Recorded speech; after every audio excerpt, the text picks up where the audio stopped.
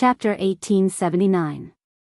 Published at 25th of May 2023 1:07 and 51 seconds p.m. Chapter 1879. If audio player doesn't work, press stop then play button again. Chapter 1879. Freely Prev. Chapter Lionel began to rapidly descend from the air, his speed picking up with every passing moment. The harsh winds blew against his white fur coat, threatening to blow his hood bad entirely. And yet, he aimed his lance spear forward toward the still-growing crater in the ground and did something even more insane. Knight's Charge. Lionel drew a line diagonally and down through the skies, accelerating his downward momentum and appearing above the crater in the blink of an eye. He moved so fast that the crater below hadn't even begun to settle by the time he swung again with a fierce momentum. Pryrina was still in a daze, having suffered a crippled wing just an instant later, all while having her ribs shattered and all the air knocked out from her lungs. If not for a protective treasure she had protecting her, that single strike might have very well ended her life. Even in comparison to humans, the bones of the dwarven race were incredibly fragile and most hollow. This was why they could fly with such small and weak wings to begin with, and also why their bodies were so much shorter than that of other races. If they grew too large, they would collapse under their own weight. That kind of harsh blunt damage was the kind Pryrina feared most, and yet another barrage was already coming. Pryrina grit her teeth watching Lionel descend like a blazing meteor. Her green irises flickered once as though to memorize his face before her one good wing flapped as hard as it could. Her body was flung up and out toward her left, just barely streaking by as Lionel collided with the ground. Boom! Pryrina hoped that Lionel had bit off more than he could chew. Falling to the ground with that kind of speed without something to break his fall should have at least jarred him. Until now, Pryrina hadn't even realized that Lionel was a human because she didn't have the time to pay attention to such things. To her, he must have been from a sturdy race, which was why he dared to do such a thing. But so long as he missed her, he would have to deal with the impact all on his own. To her shock, though, that weird blue ripple formed again, slowing Lionel's fall just when it seemed that he would cause himself devastating injury. Even so, half of that impact strength should have been enough to harm him severely, or so Pryrina thought. Unfortunately for her, she was measuring Lionel by the standards of her current body and upscaling it to a race with stronger bones than her own. This seemed logical to her because she didn't think anyone could clear territories faster than she could. But she was wrong. Not only had Lionel cleared far more, his body was far sturdier as a result. He had consumed easily what amounted to be at least 50% more beast crystals than the person in second place currently. Comparing her current body to his own was asking to be humiliated. Pryrina spiraled into the ground with a somewhat helpless expression as she watched Lionel spring up as though nothing had happened, shooting toward her direction with yet another Knight's Charge. Inwardly, she was exasperated. Who had allowed this human to gain a weapon with such an ability attached to it? Wait, human. Pryrina's eyes widened as Lionel's spear descended. Wait. Wait. I have something useful for you. Don't kill me. The dwarven race didn't have the same culture of valiance that the other races did. They placed survival first and foremost, and they sought it at any cost. Another genius might have felt too prideful to beg, but Pryrina felt that in the face of someone obviously stronger than you, such pride was only useful in getting you killed faster. Lionel didn't originally have the intention of killing Pryrina to begin with. He had killed a few geniuses during these tribulations, but those were either people who had pissed him off or didn't know how to give in. He didn't have the time to coddle everyone. His spear came to a stop just above Pryrina's head. Pryrina, who had closed her eyes, slowly opened them again and sighed a breath of relief. However, she panicked again when she saw that Lionel was reaching for her spear. Wait. Lionel frowned, looking to raise his spear again. What was this woman trying to pull here, exactly? He didn't have the patience for this. Also, he could tell that her power wasn't bad, and given her flight advantage, she should have cleared quite a number of territories. Lionel didn't understand why he should spare such a person. Plus, if he spared her, how would they deal with this? The territory barriers wouldn't open up again until one of them was dealt with. Lionel had already tested this. If it could, he might not have backtracked to deal with her first. By now, Lionel was getting a bit antsy. He didn't know that everyone was experiencing a shortage of treasure territories due to his actions, so he felt the fact that he only had 2 silver-grade treasures would come back to bite him eventually. All this time, aside from his stronger power and speed, his greatest advantage was that his weapon was better than everyone else's. But now the best he ran into all had silver-grade spears. If he wanted to maintain his advantage, he needed something better, which was why he was pushing so hard to leave his territory. But his territory was so large and had so many entry points that he couldn't even do that without receiving challenge after challenge, so he was already frustrated. If Pririna tested his patience, she would just have to join the short list of those he had killed in this tribulation. Don't. I have a treasure that can allow one of us to exit a territory unimpeded. It's useful to you, no? If I stay here, no one can enter your territory because it will be in an active state, but you can move freely. Chapter 1880. Published at 25th of May 2023 1:07 and 51 seconds p.m. Chapter 1880. If audio player doesn't work, press stop then play button again. Chapter 1880. Even so. Previous chapter. Lionel paused, his gaze flickering. This sounded like a top-class treasure, but even without his usual thinking speed, he could already see several drawbacks to it. For one, even if you can leave your territory, just like Pririna said, it would still be in an active state. As such, there would be a lot of things you couldn't do, like fusing new territories into it or beginning to spawn newer and more powerful beasts. This treasure was probably best used as an escape measure to leave the territories of others if you accidentally ran into an opponent far more powerful than yourself. If you used it to escape your own territory, you would always have to come back to it eventually and deal with the enemy you left behind. So, unless you found a powerful treasure on the outside, the end result would be the same. However, considering how rare those were, Lionel wouldn't hold his breath. This was the main problem. If Lionel used Pririna to block off entry to his territory, it would only be useful for so long. By the time he got to the gold grade, not only would he not be able to fuse his territories, but he would also be caught up to by the others due to an inability to spawn beasts.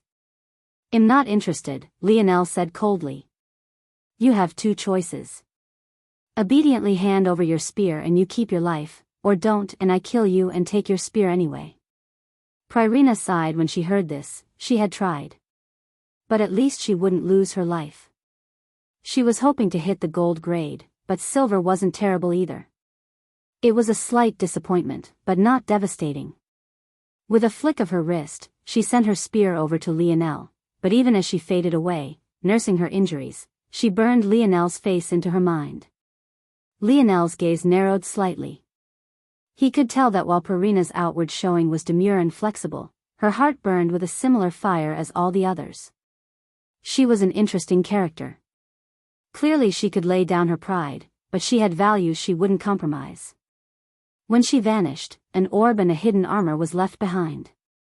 Lionel stripped down and placed the hidden armor under everything and then took the orb, tossing it in his palm. This should be the treasure that Pririna was talking about.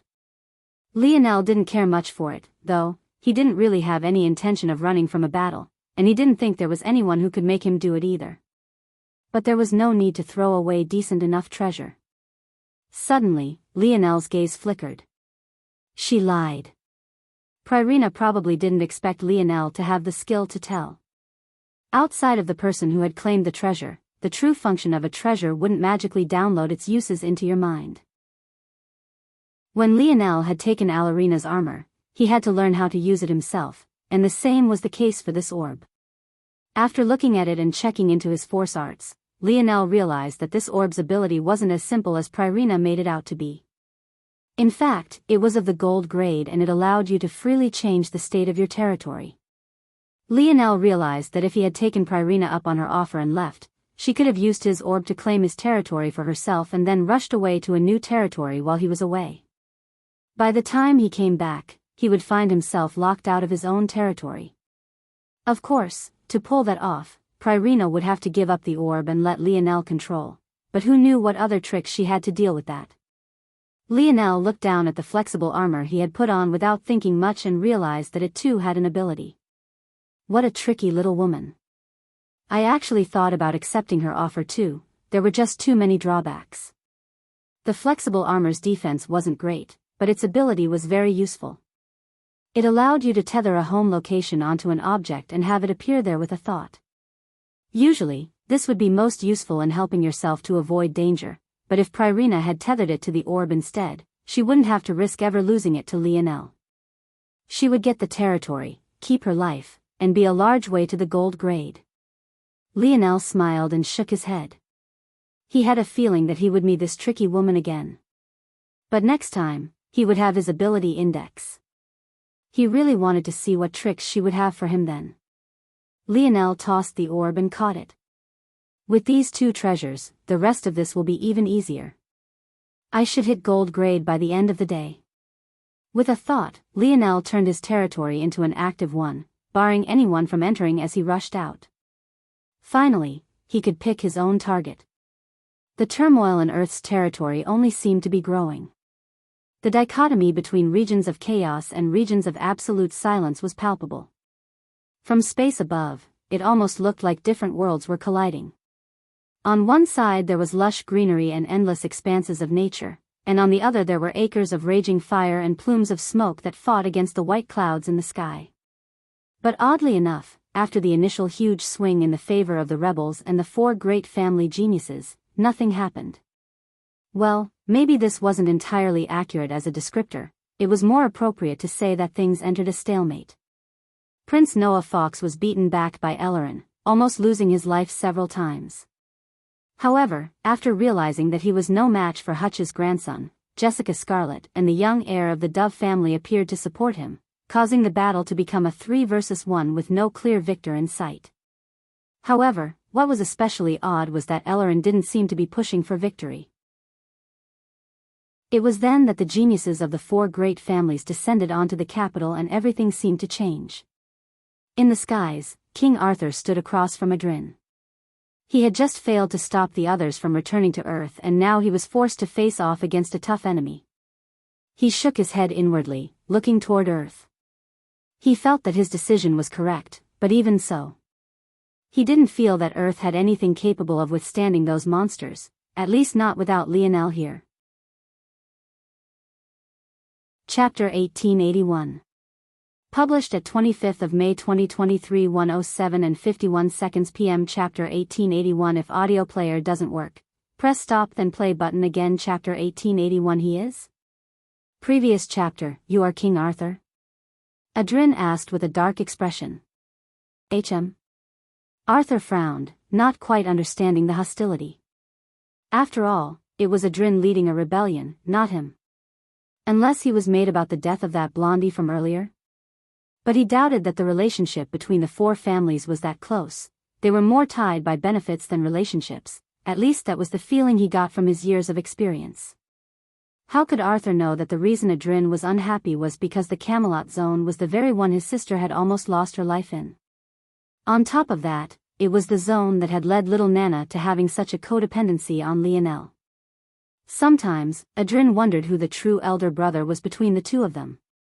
Of course, Adrin wasn't petty enough to hate Lionel for this. After all, he had returned the favor back then, although Lionel didn't quite need it. That said, that didn't mean he forgave everyone else that was involved. The secrets of what happened back then in the Camelot zone were still relatively unknown. It was hard to tell who had interfered and almost turned it into a unique zone. Even Lionel, who had been targeted as a result of it, wasn't 100% certain of who had acted back then. With that perspective, Adrin didn't have enough animosity toward the Pendragon family to go out of his way to seek them, but now that he was here and bound by duty, it made it convenient. Without answering to Arthur's curiosities, Adrin directly attacked, placing the former on his back foot. Arthur's expression darkened. Ever since he had come into his own with these odd new abilities, he had very rarely met anyone who was his match. In fact, other than when battling his daughter, everything else was far too simple. Unfortunately, it seemed that his work was cut out for him this time. He had only attacked once, but everything seemed to deflect off of those transparent scales that coated Adrin's body. Luckily, they weren't completely out of luck. While Arthur was blocked by Adrin, there were other powerhouses of Camelot more than prepared to make a move. At that moment, Avalon made its first large movements ever since the war over a decade ago. Mordred led a strong troop below, storming into the capital. At first, they were all cautious.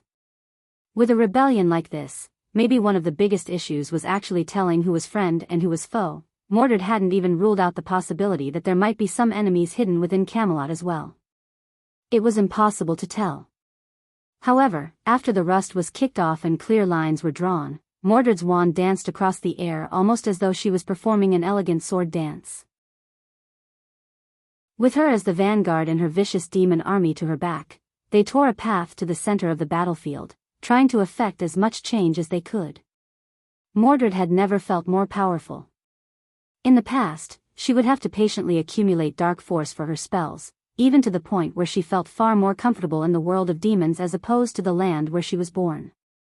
But after awakening to Shadow Sovereign as her ability index, it felt like she had an entire world of dark force to tap into whenever she wanted.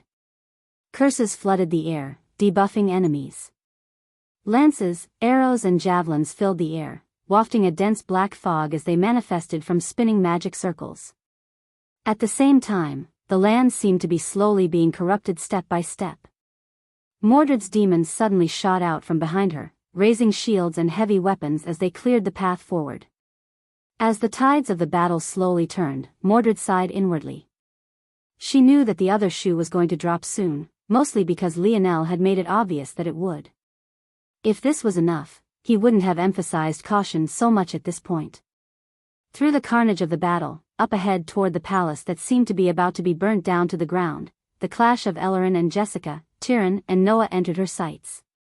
She couldn't help but frown when she saw the kind of power Ellerin had. Suddenly, her head turned in a different direction.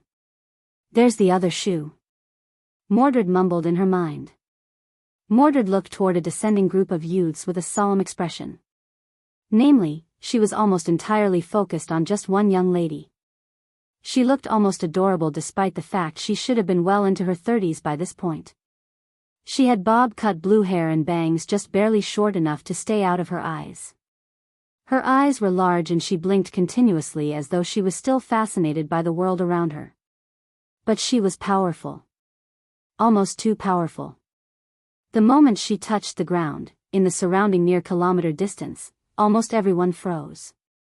This wasn't because of a sudden sweeping cold, or even out of fear. It was a raw, unbridled power of restriction that the young woman didn't even seem to activate consciously.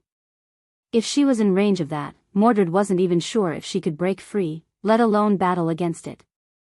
The young woman didn't even have to raise a finger. The moment she descended, the few that had followed after her burst into action, cutting down all enemies in sight. In what felt like no more than a few seconds, a tenth of the army was rendered entirely useless. If Mordred had made small pushes to better their situation, the appearance of this individual had completely swung the tide. However, just as Mordred was about to grit her teeth, feeling that she was probably the only one who could stop what was happening right now, a man appeared before the ground out of nowhere.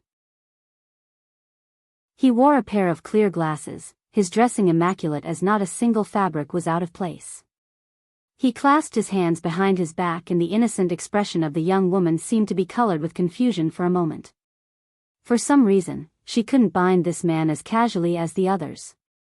There was a man the people of Earth too often forgot, the man who had the official position of heir to the Ascension Empire, Princess Eleanor's elder brother, Lionel Morales' uncle, and Noah Fawkes' father. Galerin Fawkes. Chapter 1882. Published at 25th of May 2023 1:07:51 p.m. Chapter 1882. If audio player doesn't work, press stop then play button again. Chapter 1882. Children Prev. Chapter. The rampage of the Brazingers, Adernas, Critus and Lavis came to a halt before this man. Even so, much like Mordred, he only had eyes for little Nana who stood right before him. He didn't even spare a glance toward his son who was currently fighting for his life. "The four great families are not welcome here," Galerin said lightly. "I don't have a passion for killing children, so don't force my hand." Raffer's gaze narrowed. He didn't dare to say anything, he knew his limits quite well. The gap between the sixth dimension and seventh was already something that even the greatest talent had a hard time bridging, let alone the gap between the sixth dimension and a great talent of the seventh dimension like this man. Nana, this man will have to be left up to you, a young man of the Aderna family said. Nana nodded, but didn't make a move immediately. Where is Lionel? I want to talk to him. Galeron's expression was just the same, but he found this line of questioning to be interesting. My nephew has more important matters to deal with. Nephew? You are Lionel's uncle? I am, Galeron replied plainly. Nana hesitated. She didn't want to fight Lionel's uncle. Seeing this scene, the others were exasperated, but without Adrin here, no one dared to order this little powerhouse around with impunity. Plus, although Nana was a little naive, she wasn't a fool. She had the capability of understanding what was at stake just like the rest of them could. Nana bit her lips. Do you know when he will be back? That I do not know. Galeron didn't actually know where Lionel was. The latter had only come by a few weeks ago to inform them of some things before leaving. A lot like his father, his nephew refused to explain anything in clear terms. The two liked to butt heads, but they were practically the same person. Then, excuse me. Nana suddenly moved. Although her body had been entirely relaxed a moment ago, her explosive speed was enough to leave cold shivers running down the spine of the spectators. Her delicate palm crashed through the air with more speed than the wind trying to move around it could muster, causing the pressure to accumulate along her skin with an explosive might. Galeron, though, the one facing this palm strike, didn't seem to be moved in the slightest. His tidy hair fluttered and his clothing rippled somewhat. Even before the strike landed, he actually took the time to smooth out those wrinkles before he looked up and pushed his hand forward slowly as though he was using it as a knife to cut into a soft layer of cake. Nana's large blue eyes blinked. She instinctually reacted to the danger thrumming in her heart, and a layer of transparent blue scaled immediately coated her palm, wrist, and up the length of her forearm. The members of the Aderna family who saw this couldn't help but feel their hearts skip a beat. Nana almost never used her lineage factor. Nana had something that could only be described as innate battle sense, something that usually only manifested in Brazingers. Her ability to deploy her power was perfect, and she never used more strength than was necessary, never. Due to her strength, she would often still have piles of trump cards left unused after a battle. For her to bring out something so core to her greatest power before her first strike even landed said a lot about her opponent. Bang! Galeron's slow hand knife caused Nana to take 3 heavy steps backward. She looked toward her hand as though she was a hint of surprise. She hadn't felt her body trembling like this after an exchange in a very long time. She wasn't even entirely sure of what had just happened. Galeron didn't seem to have used any force, and unlike Eleron's strikes which only seemed to be slow, Galeron's strike truly was so. Attack speed was higher than movement speed for obvious reasons, and yet it had taken Galeron the entire length of Nana's run toward him to complete his strike. Without speed, there could be no power. This was simple logic. The only way for something to be both powerful and slow was for it to be heavy. However, Galeron lacked in both aspects. His body was as light as a feather, that much Nana was certain of. On top of that, his strike was slow. Nothing seemed to make any sense. This is the last opportunity one will give you, Galeron said softly. I don't like to bully children, so please leave. A member of the Critus family couldn't seem to take it anymore, their green hair whipping about wildly as they pointed a finger toward Galeron. You say that, and yet didn't you wipe out all 4 of our families? How many innocent children were among that number? Don't bullshit us. Galeron's expression remained unchanged. Those were not actions taken by me. In addition, speaking of morality in war is a bit foolish, do you not think? Hearing Galeron say this, the others were speechless. Wasn't he the one who brought up morality first by saying he didn't want to kill children? Which was it, exactly? I don't see this as a war, I see this as a lashing out by children who are looking to impress their parents. Galeron's gaze shifted and landed on Raffer. In that moment, Raffer shivered from head to toe. Why did it feel like he was completely seen through in that instant? This attack is disorganized, it's clearly sporadic, and it's a shame that the powers that have taken your side can't see that, or maybe they do and have no choice but to follow through anyway because they've received too many benefits from you. But what I can say is that there is only one way this ends for you, and that's in a complete and utter loss. It was clear that compared to his father and even his own son, the seemingly stoic Galeran was far more talkative. Oh.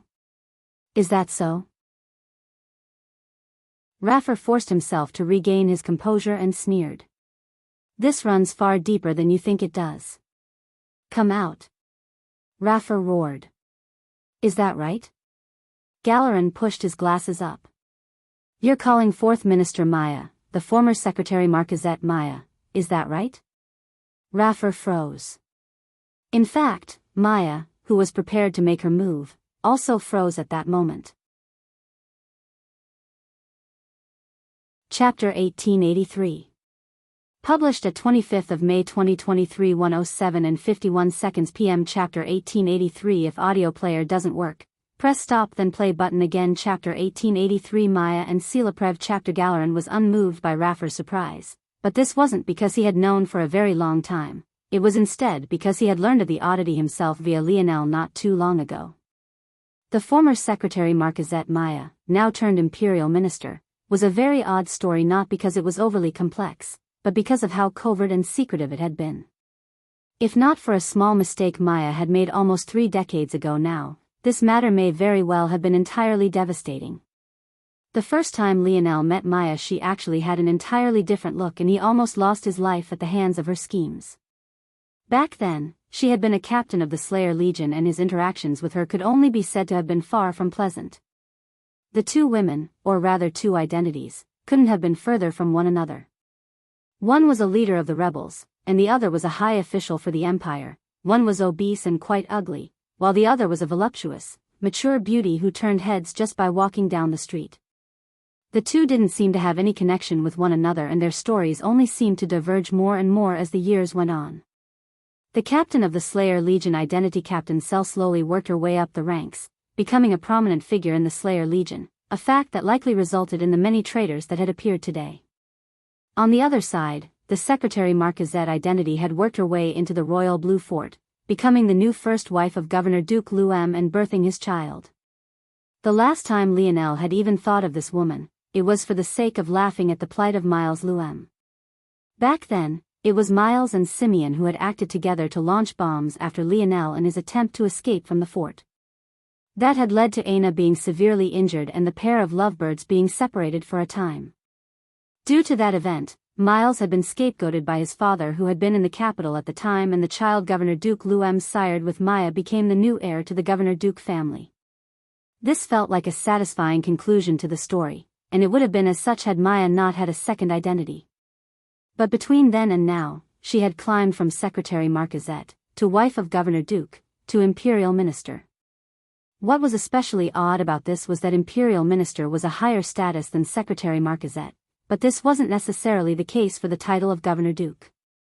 However, rather than using her child to leverage a Governor Duke position, Maya had chosen to come to the heart of the capital instead, sinking her claws into the heart of both the Slayer Legion and the capital. This woman was very clearly smart, conniving, and exceptionally patient, having laid down her plans for decades. So what had exposed her in the end? It was something quite simple, actually. Her choice in perfume. Back then, Lionel had felt that Captain Cella's fragrance was familiar, but his memory had been far weaker during that time. It was only after he joined Valiant Heart Mountain and replaced his soul force with Dream Force did his memory become sharp to the point of even remembering his time spent as a baby in his mother's arms. After that, all of Lionel's memories were retroactively etched into his mind like stone, quite nearly infallible. Of course, back then, he still hadn't made the connection immediately. While remembering his mother was important to him, knowing the fragrance of a random woman was meaningless to him. However, while Lionel was preparing for this war, he would obviously pool together all of the knowledge he had. In addition, as a prince of the Empire, he had access to all of the information he could ever want to know about the various nobles and the Slayer Legion, on top of whatever the etching metal organization could gather up. The final nail in the coffin was Maya's ability index. It was labeled quite simply, allowing her to maintain her youth. When Lionel first met her, she was a woman well into her twilight years, and yet she looked like a 20-year-old bombshell just entering her prime. This seemed to check out, but then Lionel's dreamscape sparked. What other abilities could allow a person to appear much younger than they were? When one framed it that way, the answer almost seemed far too obvious. Obviously, if a person could shape-shift, wouldn't making a change as simple as age be as easy as breathing? In addition, choosing to outwardly display your ability index in that way would make people think you were far more limited than you truly were. It was almost too easy for Maya to get away with this. Back when the metamorphosis first descended, Earth's ability to detect ability indexes was incredibly crude. It could only classify Lionel's ability index as an S-grade sensory type ability. As for Aina, it classified hers as an S-grade healing type ability. Of course it would be too vague to expose Maya. On top of that, if exposing an enemy's ability index was so easy, then so many in the dimensional verse wouldn't hold their ability index out as a trump card. The details of one's ability index was almost always a secret one would hold close to their chests. Maya would have never thought that her years of diligent planning would be exposed by something so simple. Even now, after Galerin had spoken, she had no idea what had exposed her. Even so, there was nothing she could do but step out slowly. Since it had come to this point, there was no time for more preparation, there was only the final step remaining. Maya stepped down from the sky expressionlessly, descending as though a deity.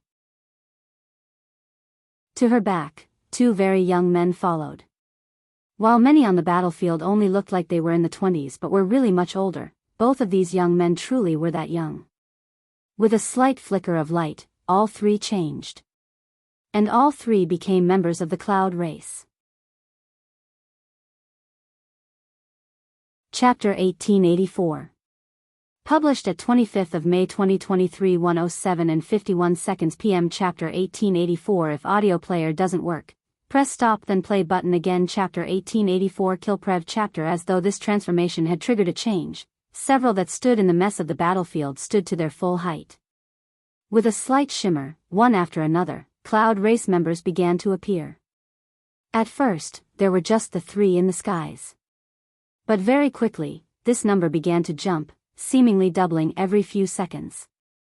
In just a few moments, it had gone from a battle of humans to an assault of the Cloud race. No matter where one looked, another would appear. Very quickly, those that remained very much human began to warily look around, wondering just who would turn next and trying to avoid being stabbed in the back. Mordred's expression suddenly flickered and her figure vanished into the void, swirling into a rotating black hole of dense fog before appearing several meters away. She looked toward where she had just been standing with an ugly expression. Right there, a halberd that would have pierced through her back thrust through the air, a violently rotating wind still circling around it. The attack itself wasn't a big deal, but it was who was on the other end of it that left Mordred feeling her heart plummet. The demons had long since become her family. Seeing her right-hand men turn into members of the Cloud race one after another left a lump in her throat. She knew for certain that the only reason this could happen was because those she had called brother had long since died. Mordred's eyes turned red as she gripped her wand tight, her fair and slender fingers trembling. Maya touched down from the skies, her cloud figure fluttering in the wind. Her white dress danced along with it, wafting a familiar and delicate fragrance into the air. Even if you know, it no longer matters. You've allowed me far too much time, Maya said lightly. Galerin didn't say anything to Maya. Instead, he looked toward Nana and the others. Pairing yourselves with the Cloud race is a bit pathetic, don't you think? Raffer, who had recovered when he realized knowing or not didn't make much of a difference, sneered. You think we owe you something because you call yourselves human? As far as I'm concerned, we're not even of the same race. The disdain Raffer had in his heart for the people of Earth, and maybe even just the humans of the human domain in general, was palpable. Surprisingly, though, when Galerin heard this, he smiled for the first time. Interesting you say that, because I doubt the highest echelon of your Brazinger family think you to be of the same race as them either, let alone of the same family. Those who build their status off of foolish ideals are bound to be swallowed whole by such ideals in the future. Raffer's face paled, his pupils trembling. The words were simple, and yet they seemed to pierce his very soul.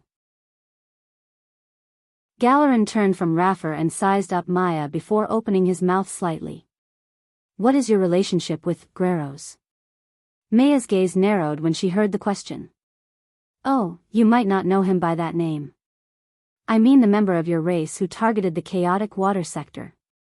Maya's pupils constricted into pinholes. Seems like you don't know, a pity. Galeran said lightly. What happened to Joram? Is that his name? Galeran asked, seemingly not expecting an answer. Well, I assume by now his days aren't too good after being caught by Shield Cross stars. Maya's gaze seemed to tremble again. Are these your sons? Galeran continued without a care for Maya's reaction. I assume that you had real children just for the chance to replace them with full-fledged members of your race. Your plans run quite deep, and are even crueler than they are meticulous. Maya slowly regained her composure, but didn't seem to have the intention of replying directly. Even so, your ending won't be much different from Joram, Galeran spoke calmly and evenly just as a loud boom echoed across the horizon. Boom! At that moment, an enormous flagship appeared in the skies. However, rather than descending, it began to fuse into what was once an invisible network of force arts, the very same force arts that had caught the Brazingers earlier. The force art that covered the entire planet solidified all at once, and a brilliant violet-gold array of complex gears, runes and mechanisms replaced the white clouds and blue skies above. Maya's heart skipped a beat. She didn't need to check to know that even if tried now, she would have no ability to escape this battle. It was either she won, or she died here. The flagship opened and a young woman appeared at the helm. In her small hands a battle axe with a polearm over 2 meters long angled forward, its dual blades so large that they curved for over 6 feet from tip to tip. Sparks of black lightning and dense crimson fog hung around her, an oppressive aura suffocating everything. One after another, powerful warriors appeared from her back, leaping off the side of the flagship and falling like streaking meteors. Bang! The earth rose like a tide, rippling out in all directions. High in the skies, Aina still stood at the helm of the flagship, unmoving. She took deep breaths, her gaze slowly landing on the Brazingers below. Veins pulsed through her body, her heart beating with the heaviness of a mountain. For some reason, when they saw this gaze, they felt themselves shiver. Those piercing golden eyes wanting for nothing more than murder. Kill. Aina said lightly, lifting her battle axe and slamming the butt of its polearm into the ground. At that moment, the force art rippled and barriers descended one by one. In that moment, Earth was divided into 11 sections, the capital, 9 provinces, and the vast ocean, in addition to being completely isolated from the outside world. Now, it was impossible to seek reinforcements. Aina took a step and began to freefall from the skies above, her speed becoming faster and faster without her giving the slightest intention to stop. Boom! Chapter 1885. Published at 25th of May 2023 1:07 and 52 seconds p.m. Chapter 1885. If audio player doesn't work, press stop then play button again. Chapter 1885. Quite well. Previous chapter. Tsunami-like tides of earth rushed in all directions. Aina's feet stabilized, her knees hardly bending beneath the impact. Wild surges of oppressive might pressed down, the suffocating scent of blood pervading the air. Despite the fact there were several seventh-dimensional experts around her, none could seem to take their eyes off of the crimson-armored Valkyrie in the center of them all. It almost didn't seem right for such a young face to carry such fury and animosity. Even without a hint of fire force, the temperature rose by several degrees every second, only becoming more savage as Aina walked forward. All of a sudden, Aina's figure vanished. When she appeared again, the heads of what must have been at least a dozen Cloud Race members flew into the air. No, it was less accurate to say that she had appeared and more accurate to say that a scythe-like blade of Axe Force had. Her own movements felt far too fast to track, one could only seem to follow her by watching the fall of enemies and blinding blades of crimson. Just a moment ago, the fear and oppression of the Cloud Race had been so heavy. Just with a single look, these veterans of battle could tell just how much strength these members of another race had. However, before that fear could even solidify, their massacre had begun. Aina didn't seem to know fatigue, and for a moment, it truly felt like she was the only battling at all. Tides of blood rose into the air, forming dozens of blood-red roses that ground their way through the battlefield with impunity. It seemed the more Aina killed, the more vicious her killing methods became. The others hadn't even gotten a chance to act yet, but hundreds had already fallen beneath her blade. Her hair fluttered in the air, a wild crimson aura forming around her body piercing into the skies above. The Brazingers in the distance couldn't help but tremble. This level of the Berserk war god lineage factor was something they had only seen in a very small number of their kind. They couldn't understand how this half-blood could reach it. Maya's expression changed as well. She hadn't wanted to step in immediately to allow her cloud race to establish their dominance, but this little girl was very clearly a top-tier genius. The effect she had wanted was immediately suffocated.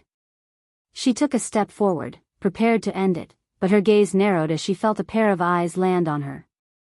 "It can't be that you want to act against my little niece-in-law, right?" Galarin asked lightly. Maya sneered. "This is the first time I've met such arrogant humans. In the cloud domain, the likes of you could only obediently spend their lives in chains, bound like dogs and destined to serve others for the whole of their existence.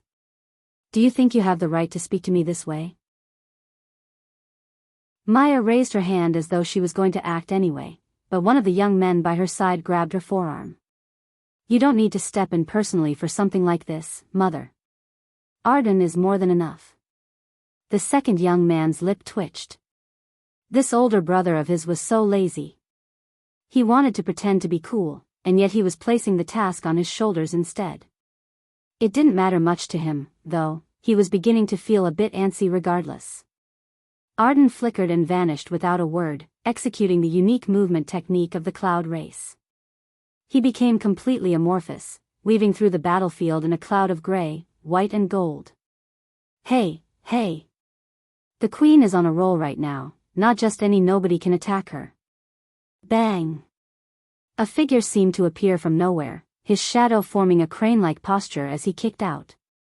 Arden almost couldn't react in time to a foot nearly connecting with his face. Almost immediately, Arden cancelled his movement technique and crossed his arms over his face. Arden's pupils constricted when he felt the force of the kick. He took several steps backward, nearly losing his balance as a tall man with horrible posture landed before him. Hephaestus stood with a sharp-toothed grin. "If you don't get out of my way, dash. Cut the crap, your race of people seem to do a lot of talking. Are you going to fight or not?" Hephaestus had already moved as he said this, a twin pair of jagged bone daggers appearing in his hands as he flashed forward, appearing before Arden in a blink. Arden's brows furrowed as he dodged backward. He should have already realized after the first kick, but this enemy was, indeed, difficult to deal with. "It's up to you, brother," Arden shouted. TSK, useless, Maya's first son, Oren, clicked his tongue before diving down as well. But before he could make it far, a blade force threatened to smite him, surging from the air and piercing through everything in its wake. Oren came to a stop immediately, pausing just before the piercing blade could take his head. Bang! Joel appeared holding a silver-black halberd. He wasn't nearly as talkative as Hephaestus, but his actions spoke loud enough. As Aina continued her massacre, both of Maya's sons found their paths forward impeded. It was clear to the both of them that there would be no extricating themselves in short order. Maya frowned. This situation seemed to be spiraling out of control. Her two sons were both born on Earth for the purpose of this mission. They had the talent of the cloud race while benefiting from Earth's talent as well.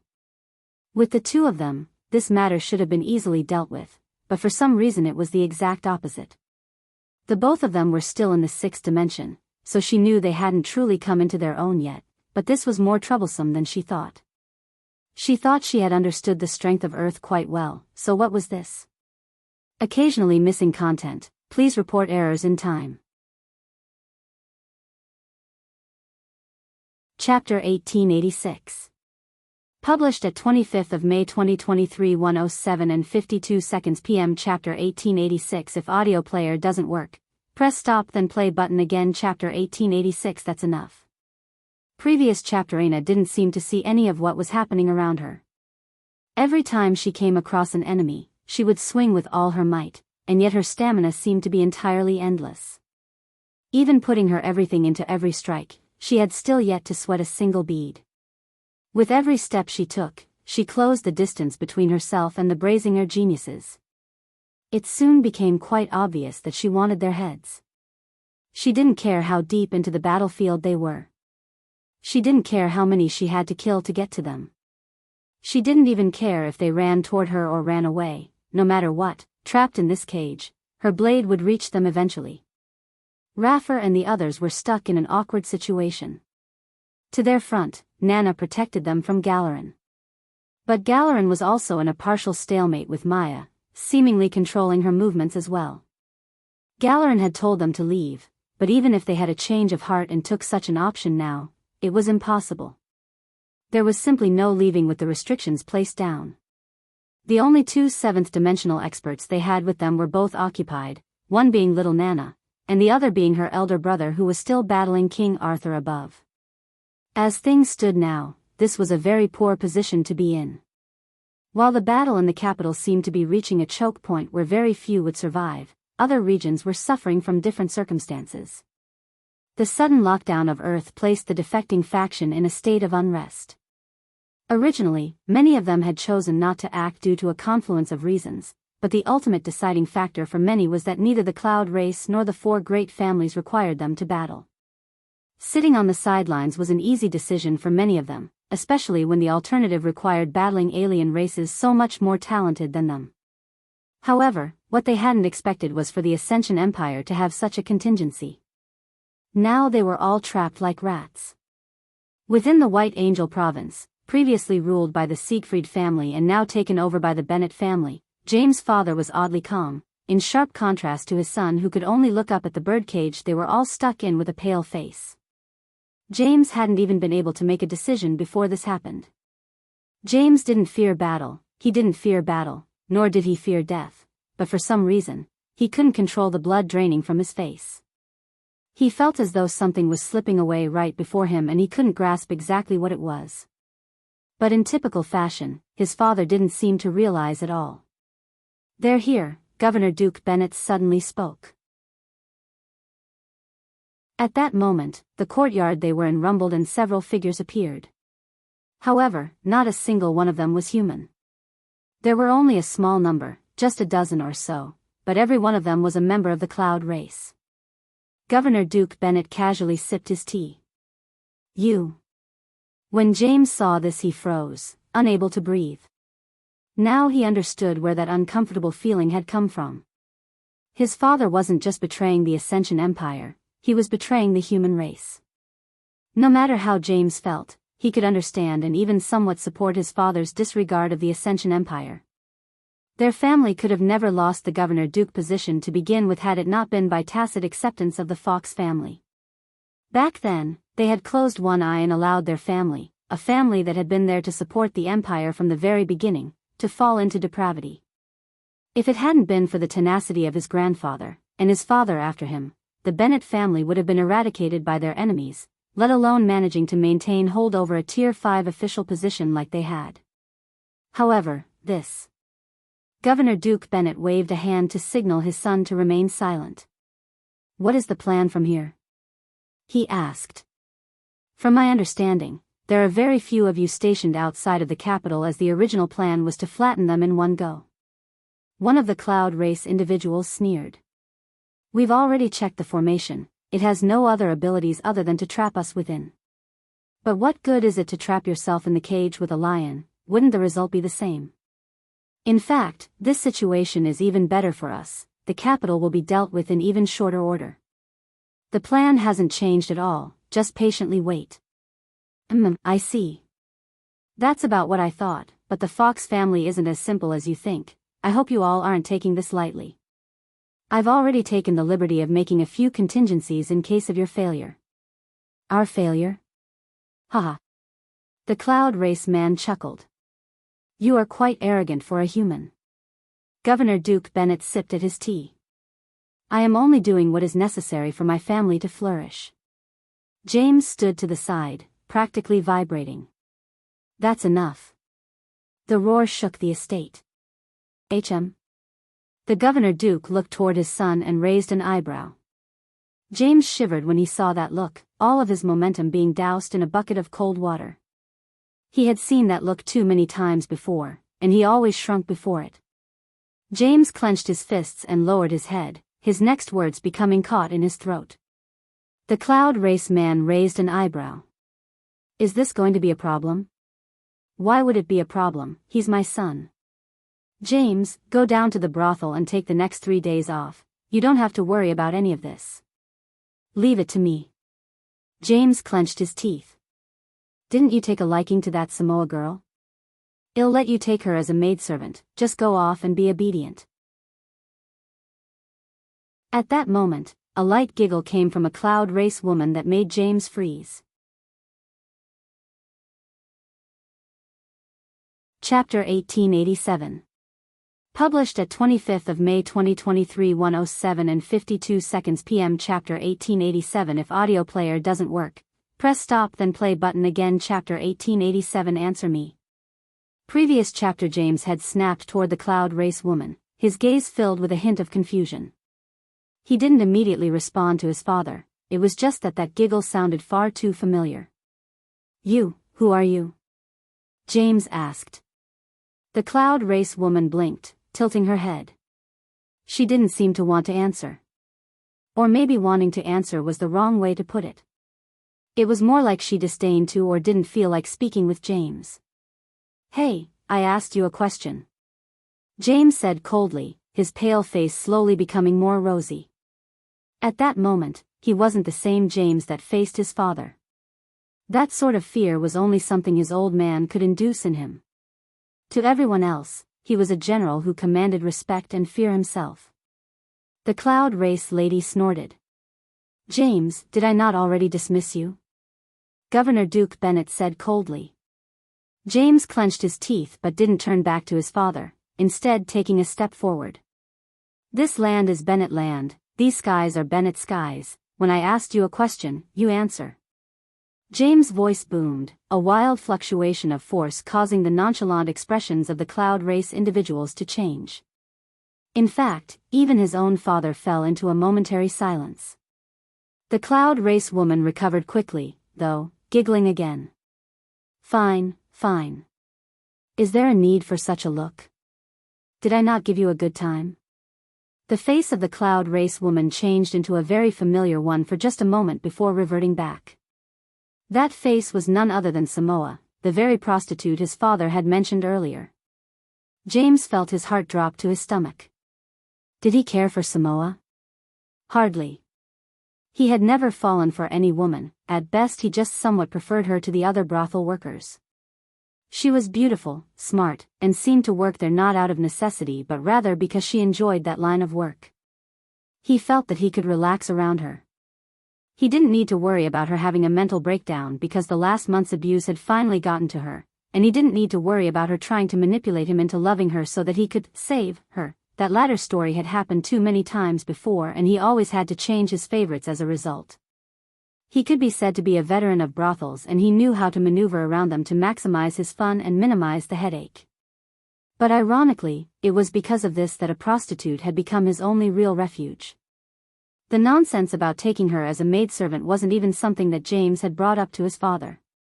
The Samoa he knew wouldn't even want to accept such a proposition, even though it was a much higher line of work and much safer as well. He respected her choices so he never even thought of it. However, it was very typical of his father to keep tabs on his actions and comment on them from time to time, so he hadn't thought much about it until he heard that giggle. The laugh was slightly different, but the cadence was almost exactly the same. He had heard that laugh far too many times, more times than he could count. Samoa was the kind of woman that could laugh in any situation, whether that was while he was railing her from behind, or when some drunkard got too unruly and grabbed her collar. It was the same laugh no matter what the situation. You are Samoa? You've been pretending to be her? Where is she? The more James spoke, the more furious he became. James, that's enough. Before James could respond to his father's words, the cloud race woman giggled again. Pretending to be her? Do you think I would let a human put his penis inside of me? Do I look like a masochist to you? Every time you thought you were railing your favorite little prostitute, you were just taking a nice nap. It was the very same tactic Maya had used with Governor Duke Luem. When the latter had thought she was pregnant, she brought out embryos she had already conceived in the cloud domain and allowed them to grow on Earth, thus allowing them to gain Earth's talent boost. The cloud race was far too adept at playing with the minds of their targets. Just as easily as they could imitate a target, they could fabricate one from thin air as well. How could they not monitor a wild card like Thames? They've had known from the very beginning that he was no potential than problem. Governor Duke Bennett sighed and rubbed his forehead. Working with these people truly was annoying. James, that's enough. I won't repeat myself again, you can go now. Suddenly, James turned back to his father. You knew. It didn't seem like a question. Rather, it was a statement. He seemed to already have his answer. Watch your tone, young man. You knew. James repeated. Governor Duke Bennett frowned, his brows pinching together. Bang! He slammed his teacup down, standing to his full height. Of course I knew. You lack discipline, going around sticking your dick in everything. Do you think the seed of the Bennett family can just be spread around as you please? If it wasn't for my actions, how many babies by how many different mothers would you have now? For the first time, rather than cowering in the face of his father's roars, James' gaze turned crimson. You've done this other times? Governor Duke Bennett seemed to have realized that his son had finally reached his limits, but he didn't back down either. James, I said that's enough. Leave. Bang. Suddenly, Samoa moved, appearing behind James and chopping at his neck. I'll just deal with this, what a waste of time, she said lazily. Slap. Crack. James suddenly turned, grabbing her wrist and forcefully twisting it. A scream echoed in the courtyard, but James had already kicked out. The sole of his foot drove into her abdomen with such force that the arm he was still holding onto ripped out of her socket, the rest of her body flying out. James! Governor Duke Bennett roared. Shut up. A wild aura soared into the skies, suffocating everyone in the province. James' gaze turned entirely crimson, plumes of force coming off of him like hot steam. With a thought, his father was encased in an energy shield he had no method of breaking out of. James' gaze landed on those of the cloud race. This will be your burial ground. Chapter 1888.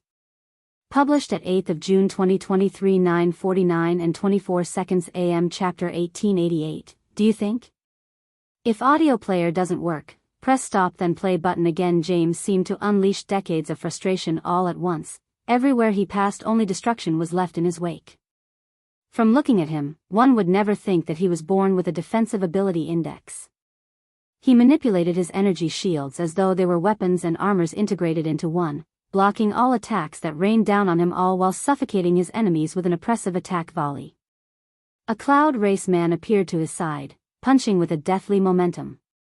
However, James struck out with just a single palm, a dense energy coating the skin of his hand, dispelling the enemy's power and sending back with more than double the strength once his own power was added to it. The cloud race man's forearm splintered like wood, and yet James didn't seem to want to let him retreat. Taking another step forward, he clawed out with the same hand, swiping down at the air with a crimson gaze and a deathly momentum. Bang! Bang! Bang! 3 heavy energy shields fell from the air like steel plates. The cloud race man hurriedly retreated, avoiding the first and just barely escaping the fate of having his body cut in half along his shoulders, but even so, he was a step slow. This resulted in his extended arm being cut off at the elbow. The second heavy energy shield fell as the man continued to retreat, but he was a step slow once again, causing his arm to be severed at his shoulder. The third heavy energy shield was too fast. The cloud race man froze, his body shuddering just once before he fell down in two halves. How dare Dash? James had already turned to a new enemy. With a grip of his fists, his three heavy energy shields fused into one, forming a wall thicker than a back vault that he sent flying forward with a violent momentum. Many of the cloud race managed to dodge, but two failed. It was as though they had just been rammed by a heavy truck, their bodies bursting into a cloud of blood, disregarding their defenses as though they weren't there at all. For some reason, scanning James was useless. They tried again and again, but they found their attempts blocked, and then blocked again. It was only at this point that they realized that James' energy shield ability index had gone beyond just blocking the physical. He could protect himself even from attacks that couldn't be seen clearly with the eyes. The current James stood as close to tier 5 of his ability index as one could get without being a savant. In all these years, without friends, and with nothing more than battling for his family on his mind, his skill had reached an impossible height. And now that he was enraged, they would have a true front row seat. Bang! James descended with a heavy stomp, crushing everything in his path. He crossed through the courtyard with speed, agility, and ferocity. Eventually, the cloud race realized they had no ability to deal with him and tried to run, but this was the absolute worst decision they could make. When it came to restriction and control, how many could be much better than one wielded an energy shield ability index? With a thought, the entire courtyard was enveloped in an impenetrable shield. The cloud race tried pounding at it to escape, but they had already scattered, trying to force James to chase them individually. However, that only made them easier to pick off. They tried to attack the barrier again, but this time they found that it became soft and spongy. Their fists and weapons were embedded within and it felt as though they had struck at clouds. They tried to pull their strikes back, but the barrier suddenly surged forward like jelly, wrapping around them. Samoa screamed and waved her hand wildly, but there was nothing she could do as the wild energy continued to snake around her, coating her as though she was falling into quicksand. The harder she struggled, the further she sunk into it. Soon, the remaining cloud race members found themselves coated from head to toe. Although they weren't injured, they were all smart enough to know that this was the absolute worst-case scenario. With things like this, they were truly finished. James looked at them coldly. His gaze shifted until it landed on Samoa. I hope you have a fun time giggling in the afterlife. James squeezed his fists just once and the cloud race individuals only had a chance to screech once before their bodies were crushed. They died hardly able to fight back at all. James finally turned back, still fuming. Killing them couldn't seem to get rid of his frustration. But when he looked back to find his father calmly sitting within the energy shield he had trapped him within, all of that rage seemed to dissipate. For some reason, he couldn't find it in himself to stay enraged. With a wave of his hand, James released his father. He never had the heart to kill his own father, he had only trapped him so that he wouldn't interfere. Governor Duke Bennett didn't say anything immediately after being released. He looked at his son for a long time before shaking his head. It doesn't matter, a man needs to vent his emotions sometimes, but it's good that you've regained your calm. This shouldn't be too big of a problem since you made sure that none of them escaped. We will just blame their deaths on the Ascension Empire and everything will be dash. James frowned. Dad, siding with the cloud race is too far. Governor Duke Bennett looked up calmly. Excuse me? James took a deep breath. I said siding with the cloud race is too far. They don't have our best interests at heart. If Earth is taken by them, the only eighth-dimensional world in the human domain will no longer be under our control. In that situation, won't we still be slaves? But this time, we'll be slaving for someone who treats us as nothing more than ants and have a great amount of prejudice against us. Governor Duke Bennett's expression turned cold and a stern and powerful voice came out from him. Do you think I need you to tell me how to do things? Chapter 1889. Published at 8th of June 2023 9:49 and 6 seconds AM. Chapter 1889. Go. If audio player doesn't work, press stop then play button again. James was startled for a moment before he lowered his head. Things weren't much different from what they always had been. He was too used to this. Wherever there are people, there will always be in groups and outgroups. Even when there are no tiers of separation, people will find them. If it's not race, it will be skin tone. If it's not skin tone, it will be culture. If it's not culture, it will be wealth. Even if there are two groups of people, both of the same race, with the same skin tone, the same culture, the same wealth, people might try to separate themselves based on who is a nouveau riche and who comes from old money, or on who was born in the north of the city versus the south, or on what gods they choose to follow, or what foods they like to eat most. When you sit here and try to lecture me on what the cloud race may or may not do, or on how they may or may not treat us, do you know how absolutely foolish you sound? Even the Ascension Empire was forced to use the Slayer Legion as a scapegoat to maintain peace for decades because there can never be true peace. Even when such a thing is achieved, it will only be a fleeting moment from vanishing. It only takes one man's greed, one wife's dissatisfaction, one child's grievance. This is the nature of life, of evolution. Do you know why you can stand here and listen to this lecture from me? It's because you hold power. They infuriated you, so you slaughtered them and they could say nothing about it. Do you know why they tolerated my questioning them? It was because I provide them with resources they need, power they need, connections they need. Who cares whether they share our race or not? Can you provide them value or not? Did the Ascension Empire care when your grandfather was schemed against by the Luem family and lost our governor-duke position? Were we not fellow humans? Further than that, did we not share the same status? The same wealth? The same nobility? Even further than that, did we not bleed for the Fox family? Did we not lose brothers and sisters for the Fox family? Did we not help them to build their empire to what it is now? The more Governor Duke Bennett spoke, the louder he seemed to become and the further his son's head seemed to lower. Did we not meet all the criteria you think to be so important and even surpass them? And yet we were thrown to the side, for what? The reason is very simple. We weren't useful enough. Others were more valuable. Your grandfather trusted the wrong people and he suffered for it. In this world, you can trust no one but yourself. There are no goals that are worth more or are more valuable than your own. There is no friendship worth your aspirations. The only people you can trust is family, and that's not because of some bullshit reason like love. I have an investment in you because you are my seed.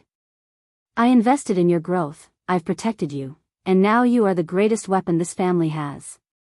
Do you understand me? Governor Duke Bennett's voice boomed. James' head remained lowered and he didn't answer immediately.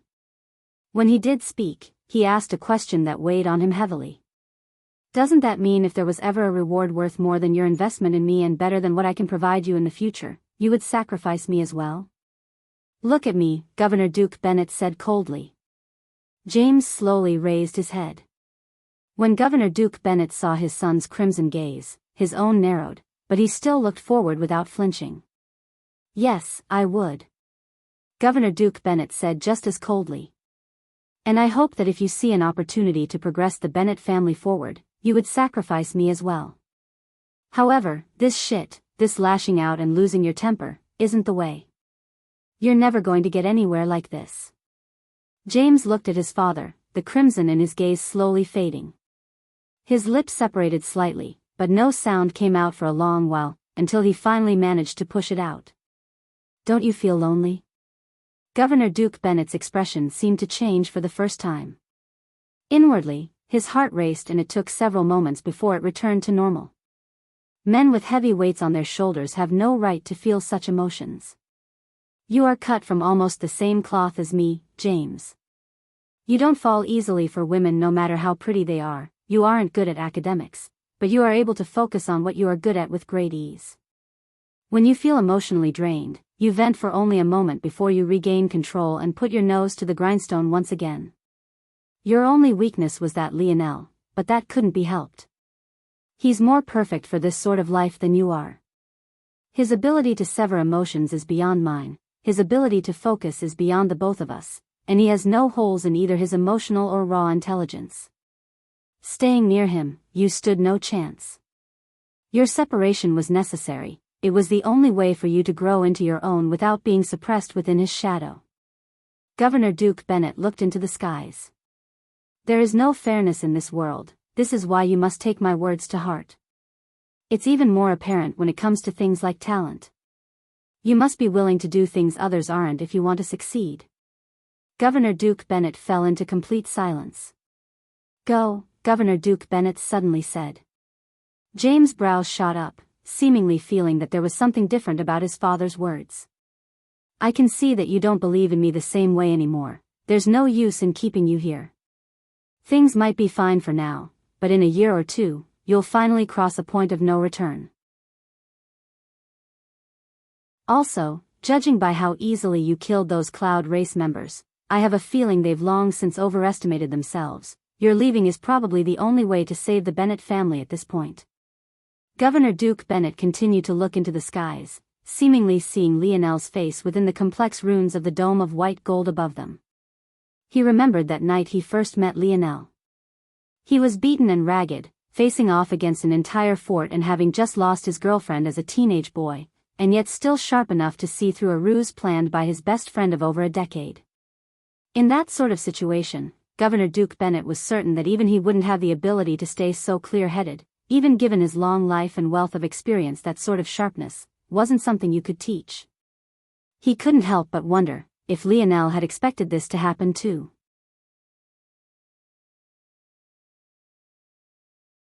Chapter 1890. Published at 8th of June 2023, 9:49 and 5 seconds AM. Chapter 1890. Blackened wood. If audio player doesn't work, press stop then play button again. Lionel looked down at his beaten and ragged spear, taking a breath and exhaling. As he had expected, his speed of clearing these hurdles had increased exponentially with the help of Purina's treasure, but what he hadn't expected was to end up locked in such a battle not long after seemingly bright skies had opened up to him. Before Lionel, a twin-horned demon stood before him. Well, it only had one horn remaining, the other having been cut off by Lionel and sent spiraling into a tree in the distance. Well, several trees. Whatever that horn had been made out of, it was so sharp and sturdy that it wasn't satisfied until it had razed thousands of acres of land to the ground. As best Lionel could tell, this person was probably a fiend-class demon, or close to it.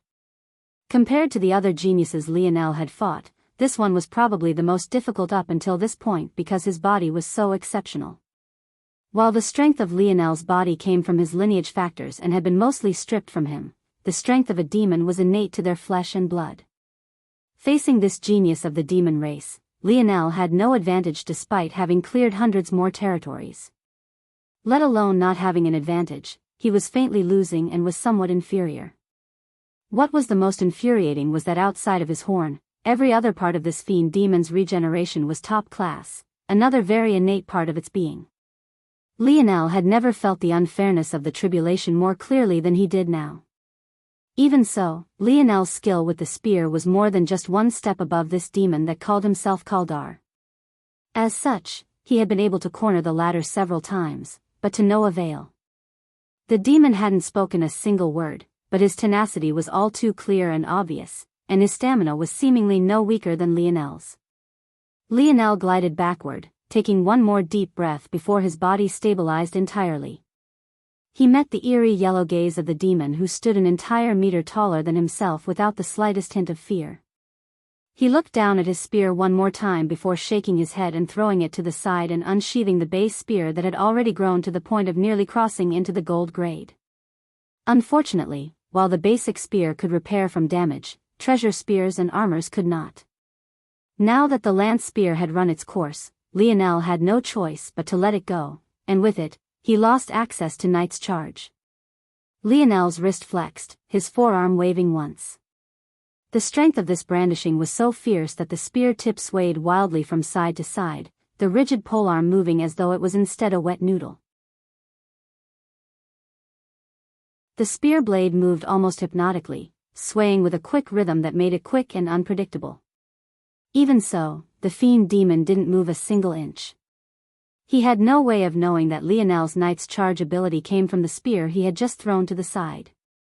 But what he did know was that even without Knight's charge, Lionel's agility was beyond his own. In that case, he would stand in place and let Lionel come to him. Lionel suddenly thrust forward, his spear whipping through the air and its blade vanishing into a cascade of blinding gold lights.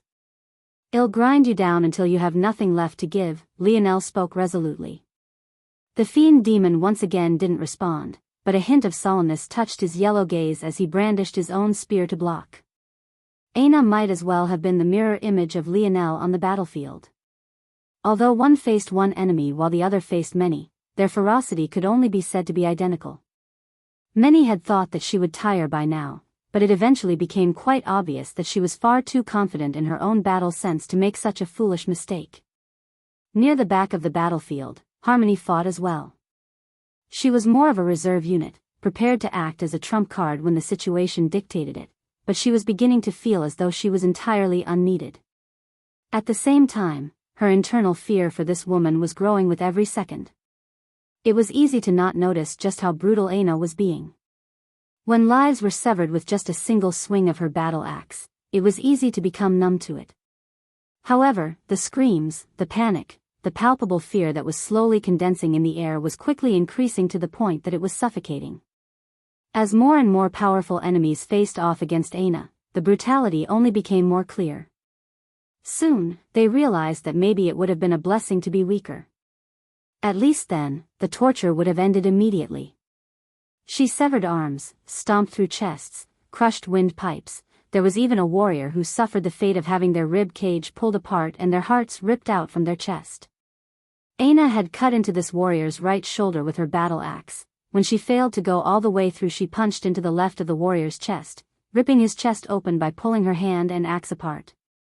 As though she wasn't satisfied with the result, before this warrior could even fall to the floor, she ripped his heart out, the spurt of blood coating her armor and droplets dotting across her cheeks and face.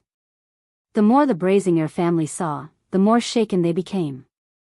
It couldn't have been more obvious that her target from the very beginning was them, and very soon, the only one separating them from severing their head was Galeran, and obviously Galeran had no intention of stopping her. Aina's golden gaze shone like two radiant stars as she slammed the butt of her polearm into the dirt. She passed by little Nana without a single word, seemingly not worried that the latter would attack her. She looked forward in silence, her aura climbing with every passing second.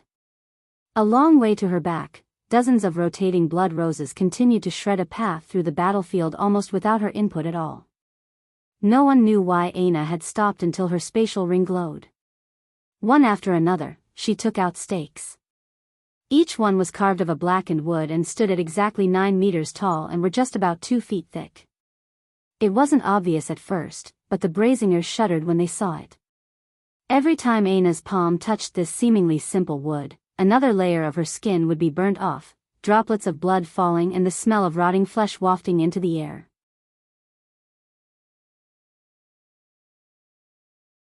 Chapter 1891.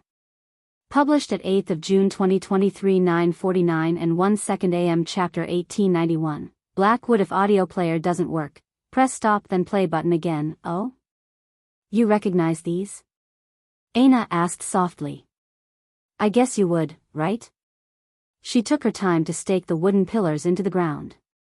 Every time she touched it and another layer of her skin fell to the ground, rotten and sizzling, the Brazingers would flinch again. They couldn't even feel Aina's earlier rage, and yet this silence felt so much more oppressive, the heaviness of it all gripping at their throats and pressing down. They call this black wood, a simple name, quite short, succinct. I guess its history speaks for itself. The calmness in Aina's voice was eerie. They had heard too much about this supposed black wood, enough to know that most wouldn't dare to even try to handle it without specialized equipment, and that went for experts that surpassed even the 7th dimension. Just looking at the ground they were pierced into told a story of 1,000 words. Black veins pulsed into the soil, drying and cracking the land as though a curse was slowly spreading through it. This didn't seem to stop until the phenomena had stretched over 10 meters from the location of the pillars of black wood. Look at you all, already in the 6th dimension and yet so afraid of this wood. It doesn't move, it doesn't bite, and yet you mighty Brazingers can't look at it without shivering. I wonder how you'd react if you were in the 3rd dimension like my mother. Raffer felt his heart leapt into his throat. Not long ago, he had been planning on making Lionel pay for simply being associated with Aina, a stain on their family. And yet, now standing before the woman herself, he couldn't seem to even look her in the eye. Who knows, Aina continued, maybe it wouldn't matter much. I heard that this would have very unique properties. Regardless of who touches it, the suffering is the exact same. It never speeds up or slows down, always moving at its own pace. I honestly planned on using this on the woman and the executioners who acted that day, but I think I've changed my mind. My man showed me a better way. Your entire family is rotten to the core. It would be better if you all rotted for an eternity together, don't you think? Aina lowered her hand from the tree, the rotting flesh on the palm of her hand not moving her in the slightest. This was a sort of pain that she had dealt with every moment of every day, and let alone her hands, it had appeared on her face. Just to avoid having to deal with it, for much of her youth, she wore a thin mask over her face, masking much of it. It wasn't until she gained Lionel's cleansing waters did that horrible, unbearable pain lessen, but by then it had already been almost 2 decades. To her, this was absolutely nothing, and seeing the fear on the faces of the so-called Brazinger geniuses before her, she only felt more disdain and disgust. Her mother had been nothing more than a normal woman, a frail woman without any sort of special bloodlines or abilities, a common woman of the 3rd dimension. And yet they had tied her to this pillar entirely in the nude. Aina's father had never described how it had happened, but Aina had enough knowledge now to understand exactly what would have happened.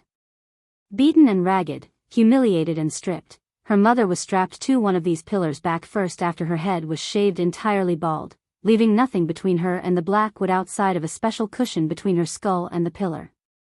The black wood's curse would slowly slip onto the fair skin of her back, eating away at it slowly. It would make it sizzle and crack, a sick burning sensation piercing into her very soul as it peeled away layer by layer. By the time it got to her muscles and fat beneath, the curse would have already started eating away at the front of her body like a slowly burning flame, just taking off one layer at a time until she was nothing but a husk of bleeding flesh. The blackwood wouldn't sense this at all, only continuing to do its diligent work as it ate through her flesh, peeling away her muscles. Any normal 3rd-dimensional existence would have already died by now. The shock would be too great and the mortal human body could die even to burns that were too severe, let alone having all of your skin systematically burned away by a cruel curse. However, this was the truly sickening ability of the black wood. The scent it created from rotting flesh could force lucidity and force one to stay alive. At the same time, because the black wood didn't work on bone nor nerves, but only on unrelated flesh, even when there was no longer any flesh on Aina's mother's back, she was forced to continue suffering, her nerves and spine remaining perfectly intact. With the cushion between her skull and the pillar, the last thing to disappear was the intricacies of one's expression and the sound of one's voice. Everything from the horrified screeches of pain to the twisting of one's expression when sounds could no longer be made were laid out for the entertainment of those watching. When it was all finished, there would be nothing left but a skeleton, a bundle of nerves and an intact brain. In that state, one couldn't see, nor touch, nor hear, nor smell. The only sense remaining was the eerie cold breeze passing over your exposed nerves, back and forth, again and again. You were forced to endure in that state, trapped in your own mind, until the fumes of your own rotting flesh had dispersed enough that you could finally die. With fail, no matter what the strength of a person was, this would take exactly 99 days, no more, no less. Then, as though to add insult to injury, your skeleton would be beheaded, your bones ground to ash and then stirred into the mortar that formed the execution platform. While Aina stood there calmly, recalling all of these matters without the slightest expression on her face, these thoughts continued to run through her head. She slowly picked up her battle axe, angling it forward toward the enemies before her. Come die. You 4 will be the first, and soon, they'll make the rest of you follow.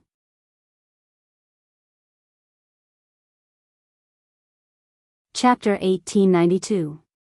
Published at 8th of June 2023 9:48 and 58 seconds AM. Chapter 1892. Momentum. If audio player doesn't work, press stop then play button again. Raffer trembled, his body quaking. But when he saw his sister take a step forward, he felt his body relax before he felt a deep hint of shame. He talked big, but he actually didn't have as much courage as his sister, let alone as much talent. Sarathana shook her hand just once and a mighty crimson glaive appeared. When she took another step forward, her feet were decidedly heavier, and yet her movements were no less agile. By the time her foot raised for a third time, a momentum had begun to build up and she suddenly vanished, streaking across the battlefield. Bang! To Sarathana's shock, before her charge could reach its peak, Aina had already appeared before her, swinging down her battle axe. Seeing those expressionless golden irises, Sarathana felt her heart tremble. In just a single exchange, Sarathana was forced to take a step back, her wrists and forearms trembling. Her eyes widened. She had lost in raw strength to a halfling? Before she could think further about it, Aina's battle axe was already descending once again, the blade appearing by her neck as though it had teleported there. Sarathana hurriedly ducked and blocked with the polearm of her glaive. She gave herself just enough room to succeed in the second maneuver, but the strength of Aina's attack seemed to have increased. With her knees already bent, she was driven directly into the ground. The earth splintered and a crater was formed. Just the first impact formed a crater as wide as 3 meters from edge to edge and 3/4 of a meter deep on a seventh-dimensional world. But right then, with their blades still connected, Aina's eyes flashed and the veins along her forearms bulged. Bang! The crater expanded, the surge almost forcing Sarathana onto her back. Sister! Raffer and the others couldn't stand idly any longer. They didn't even bother to look toward the other 3 family geniuses for help, they would only get ridiculed. Their family had kicked out a halfling and couldn't even properly control her, this was nothing short of a stain and humiliation on them. They would be lucky if the others didn't kick them while they were down, let alone help them. Aina casually kicked out, nailing Sarathana right in the chest and sending her flying into the distance. She came out like a speeding bullet, colliding with Bar Ion before he could even get into a proper attack stance. The latter's forearm bones snapped on impact and he coughed up a mouthful of blood, falling into a pile a distance away along with Sarathana. Aina could have killed Sarathan right then and there. A genius? She didn't even feel like Sarathana, who was supposedly just a step away from the 7th dimension, was even worth more than a single exchange with her. All Aina wanted to do was bury them, to force them into submission, and then to force them to experience the same things her mother had experienced all those years ago. She would make sure every Brazinger she got her hands on experienced the same thing. Raffer and the Dan appeared to her left and right with a fierce momentum. They knew that their lives were on the line, so they didn't hold anything back, crimson auras flourishing around the both of them. Aina's stance only shifted slightly, causing their blades to slip by the front and back of her. With one hand she tapped 2 fingers upon Raffer's wrist, with her other hand, she twirled her battle axe, causing the butt to bypass Theoden's defenses and uppercut him squarely on the chin. Theoden's jaw shattered into countless pieces on contact. Raffer's sword-wielding hand plowed into the ground under Aina's touch and he seemed to get off easy. Until Aina finished the twirl of her polearm, landing a hit on his shoulder blade from above that not only drove him further into the ground, but also shattered the bone into an even worse state than Theoden's jaw. In the distance, Sarathana unleashed a roar.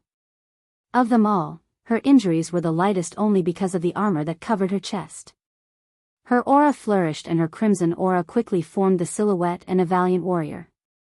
It grew and grew until it stood at over 10 meters tall and solidified into a mighty mass. Every move Sarathana made, it too made, boosting her strength to a great degree as she dashed forward. Aina looked at this ability expressionlessly. She tilted her head to just one side, seemingly not noticing Sarathana's rapid approach. The ability was somewhat interesting to her, and she felt that it wasn't an ability index, instead, it should be a technique that stemmed from the Berserk god lineage factor. It should work like. Aina observed it for what must have been only fractions of a second before her own crimson aura flourished, growing taller and taller until the point Sarathana felt so much despair she slowed her dead sprint, her feet dragging until they came to a stop with her looking straight up at a valiant Valkyrie. "I think I made it too big," Aina said lightly, words that made Sarathana's heart drop to the pits of her stomach. Even so, Aina's construct reached down, wrapping Sarathana's 10-meter-tall construct into a palm and squeezing. Sarathana shuddered, coughing up several mouthfuls of blood as her construct was shattered into pieces. She fell to her knees, her vision swimming. She realized then that she couldn't fight back, it was impossible. This woman was too strong. When she looked up she found that Aina was already standing over her expressionlessly. Even when Aina pulled her up by the hair, there was nothing Sarathana could do, her entire body having reached its limits in a pathetic few exchanges. Aina pierced her battle axe into the ground, lifting Sarathana up by the hair with one hand, and reaching for her armor with the other. Expressionlessly, Aina pulled, ignoring the injuries it caused Sarathana and ripping her armor off of her purposely. Sarathana grit her teeth in embarrassment, her chest being completely exposed to the world. Stop. Stop. That's too much. The naive and delicate voice of Nana called out. Even while being pinned down by Galeran, she couldn't seem to hold it in any longer.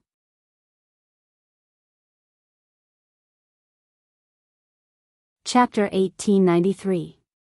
Published at 8th of June 2023 9:48 and 57 seconds AM. Chapter 1893. Superiority and greatness. If audio player doesn't work, press stop then play button again. Aina didn't seem to hear the words at all as she lifted Sarathana to eye level, almost as though she was picking up a chicken. She looked her right in the eyes as she gripped the waist of her pants, ripping them off as well. Sarathana closed her eyes, tears welling up within them. Even in the cruel environment of the Brazinger family, she had never experienced such humiliation. She felt herself be lowered, only to be dragged along the ground. Aina couldn't be bothered to waste the strength to keep her upright, pulling her along the graveled and bloodied grounds of the battlefield and toward the black wood pillars. Nana felt both flustered and aimless. On the one hand, Sarathana wasn't a member of her family and she also didn't know why Aina was so angry, though she had mentioned her mother. But on the other hand, she couldn't stand to see such a thing. But regardless of her feelings on the matter, she was worried about action Galeran might take without her here. Galeran also called Aina his niece-in-law, which must mean that Aina was Lionel's wife, and that only added another layer of complication. Nana really didn't want to have any conflict with Lionel.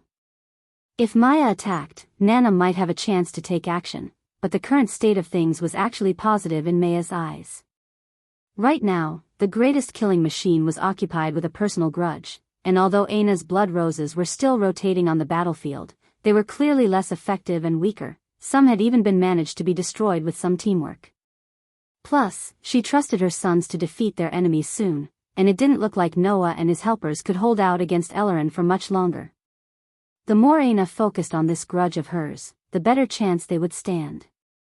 In the grand scheme, these few geniuses of the four great families were inconsequential. This was a battle of tens of thousands to hundreds of thousands, while someone of Aina's caliber or Nana's may be able to sway it, the others could not.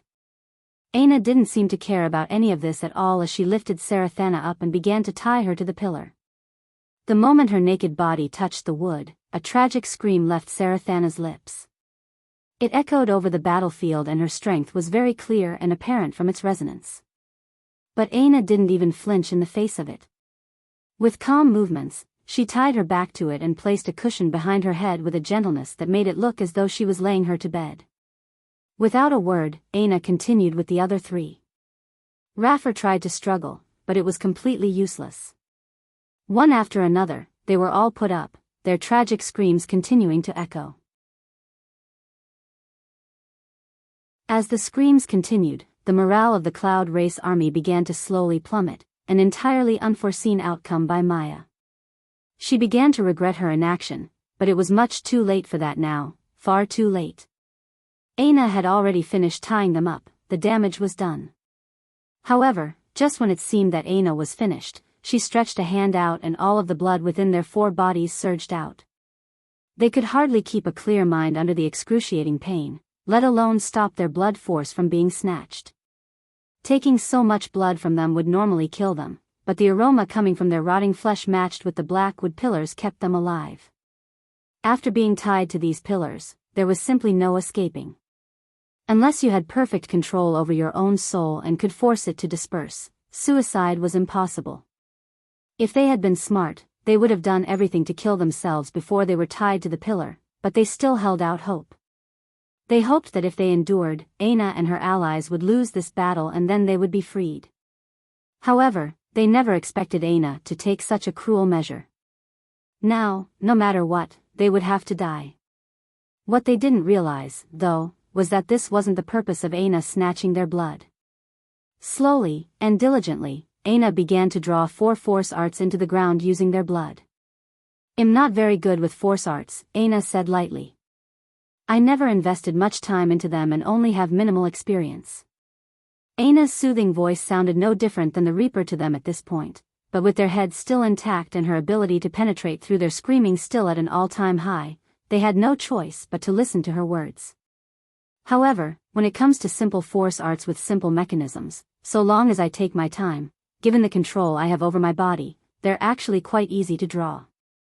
Did you know that blood force is actually a very effective medium for force art drawing, just like soul and dream force? Aina continued to speak as though she wanted the last voice these people heard to be her own. "This one isn't too complex either. Its only job is to release a little bit of your blood on a day. Exactly 99 days from now, it will release the first batch, and then again, once per day, for example 900 more days." Aina looked up from her force art drawing. 99 days is a bit too short, don't you think? You're all so strong and superior due to your bloodlines.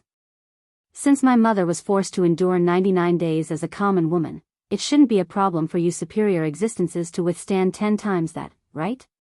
Hearing Aina's words, the 4 began to fight harder and harder to get off the pillar as their skin was slowly eaten away at, but it was a completely useless endeavor.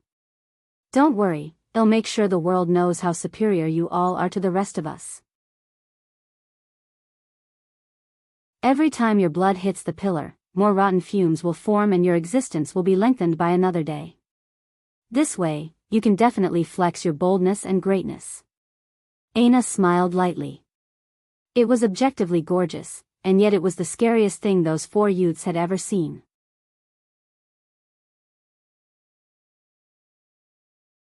Chapter 1894.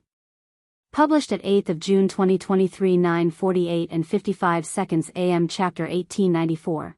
Hard life. If audio player doesn't work, press stop then play button again. Aina clapped her hands once, a resonant sound echoing over the battlefield. At that moment, the rotting flesh on her hands seemed to have been smashed out of existence, fair and soft skin replacing them in the blink of an eye. Grabbed her battle axe, Aina rested it on her shoulders, looking toward the rest of the great family members. At the moment, the smile on her face was radiant, almost as though the cries of Sarathana, Raffi, Barian and the Dan were her favorite kind of music. With a step she crossed a large distance, catching the remaining youth off guard. But by the time they reacted, it was already too late. With the sky-piercing construct behind her, Aina's strength seemed to have increased tenfold. She hadn't even realized just how much strength she had been missing out on until this moment. In the distance, her blood roses grew explosively in strength, expanding by tenfold. Even the ones that were on the verge of destruction suddenly condensed once more, flourishing. If Aina had to describe it, it felt like she had accessed something similar to universal force, but it came directly from her body. In fact, she felt like she could make it so much stronger than it was currently. Every attack she made seemed to prove that all the more. Maya's expression changed. In the distance, Ellerin, who was pressing down on his 3 enemies, frowned, looking over. Noah's saber swung down, passing right through his body as though he wasn't there. Ellerin appeared a distance away, his gaze still locked onto Aina as a tortoise half the size of a city descended from above, smashing down from above with Jessica on its back. He was about to dodge again when Tyrion appeared to his side, a glistening sword ray flashing across his glasses as he pierced forward. Ellerin suddenly felt annoyed. These 3 were so weak, but they covered for each other well. He was trying to conserve his strength for what he felt would be an inevitable battle against Emperor Fox, so he hadn't expected to be stalled here for so long. His allies were truly too useless, not able to deal with one woman. It was ridiculous. Elrin's pupils constricted once more as Aina's strength seemed to continue skyrocketing. He had been certain that no one could match his speed of improvement, but Aina was improving by leaps and bounds. The youth couldn't seem to withstand even a single strike before, let alone now. Stop. Stop. Nana's agitation was growing. She couldn't just watch her own family members die like that. Even though she didn't know them personally, they still shared blood. Young miss, I would suggest you calm down. She doesn't have the same reservations you do. If you stand in her way, she will kill you, Galeran said lightly. Stop blocking me. Nana shrieked. She was in the 7th dimension. There was no way Aina could even think of killing her. She might be naive, but she wasn't stupid. It was clear that Galeran just had no intention of letting her go. Galeran remained silent. He could tell that this young girl had never experienced any setbacks in her life. To scream at an enemy like this as though it would work, this was beyond naivete. It was also laced with a heavy amount of entitlement.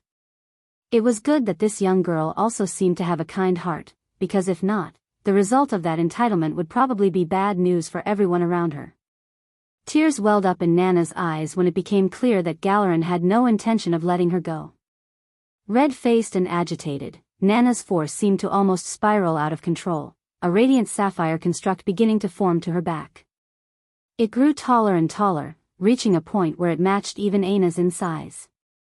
Bind! She screamed, slamming out a palm toward Galeran. Galeran's eyes narrowed. He was about to move when his senses flashed. He had been paying attention to Maya all this time. How could he miss her movement? The issue was that she had timed it perfectly with Nana's outburst. Galeran sighed inwardly. It seemed that he was actually going to have to work a bit this time. Holding out his palms, Galeran suddenly began moving to an odd rhythm. It looked as though he was completing a routine of Tai Chi, his face the picture of peace. Bang! Bang! Maya and Nana's palms descended at the same time, colliding with Galeran's own. Both women felt as though they had rammed into a steel wall. Even though Galeran's sleeves fluttered wildly, he didn't move even a single inch. In fact, his elbows didn't even bend. Ouch, Galeran sighed. Maya's brows twitched unhappily. She felt like Galeran was making fun of her. She had thought that this was an excellent opportunity. Only for her to end unentirely stifled. Suddenly, Galeran moved. Maya tried to pull back, but as though her palm was stuck to Galeran's, she found her body moving along with the arc of his palms. On the other side, Nana couldn't escape the same fate, her petite body being led like a horse to water. Galeran spun once, causing both women to be spun out. They soared into the air out of their control. With elegant movements, Galeran fluidly flowed into pressing his palms together once more. With a light exhale, he raised his right palm just slightly before pressing it toward the ground so slowly that it was almost agonizing. However, in response, the air seemed to compress above the flying women. As though the world itself was resonating with Galeran's movements, a concentrated and transparent pillar of air pressed down. Maya and Nana both coughed up a thick mouthful of blood as they were smashed to the ground below. Galeran sighed, smoothing out the slight wrinkles on his clothing. This was why he didn't like to battle, his clothing would be entirely ruined. Although he could shed some layers, that would be entirely unsightly. He was a gentleman, not a rogue. How could he fight without a shirt on? He had considered just wearing fashionable armor in the past, but he found the bulkiness and the flash of metal to be gaudy. He truly lived a hard life.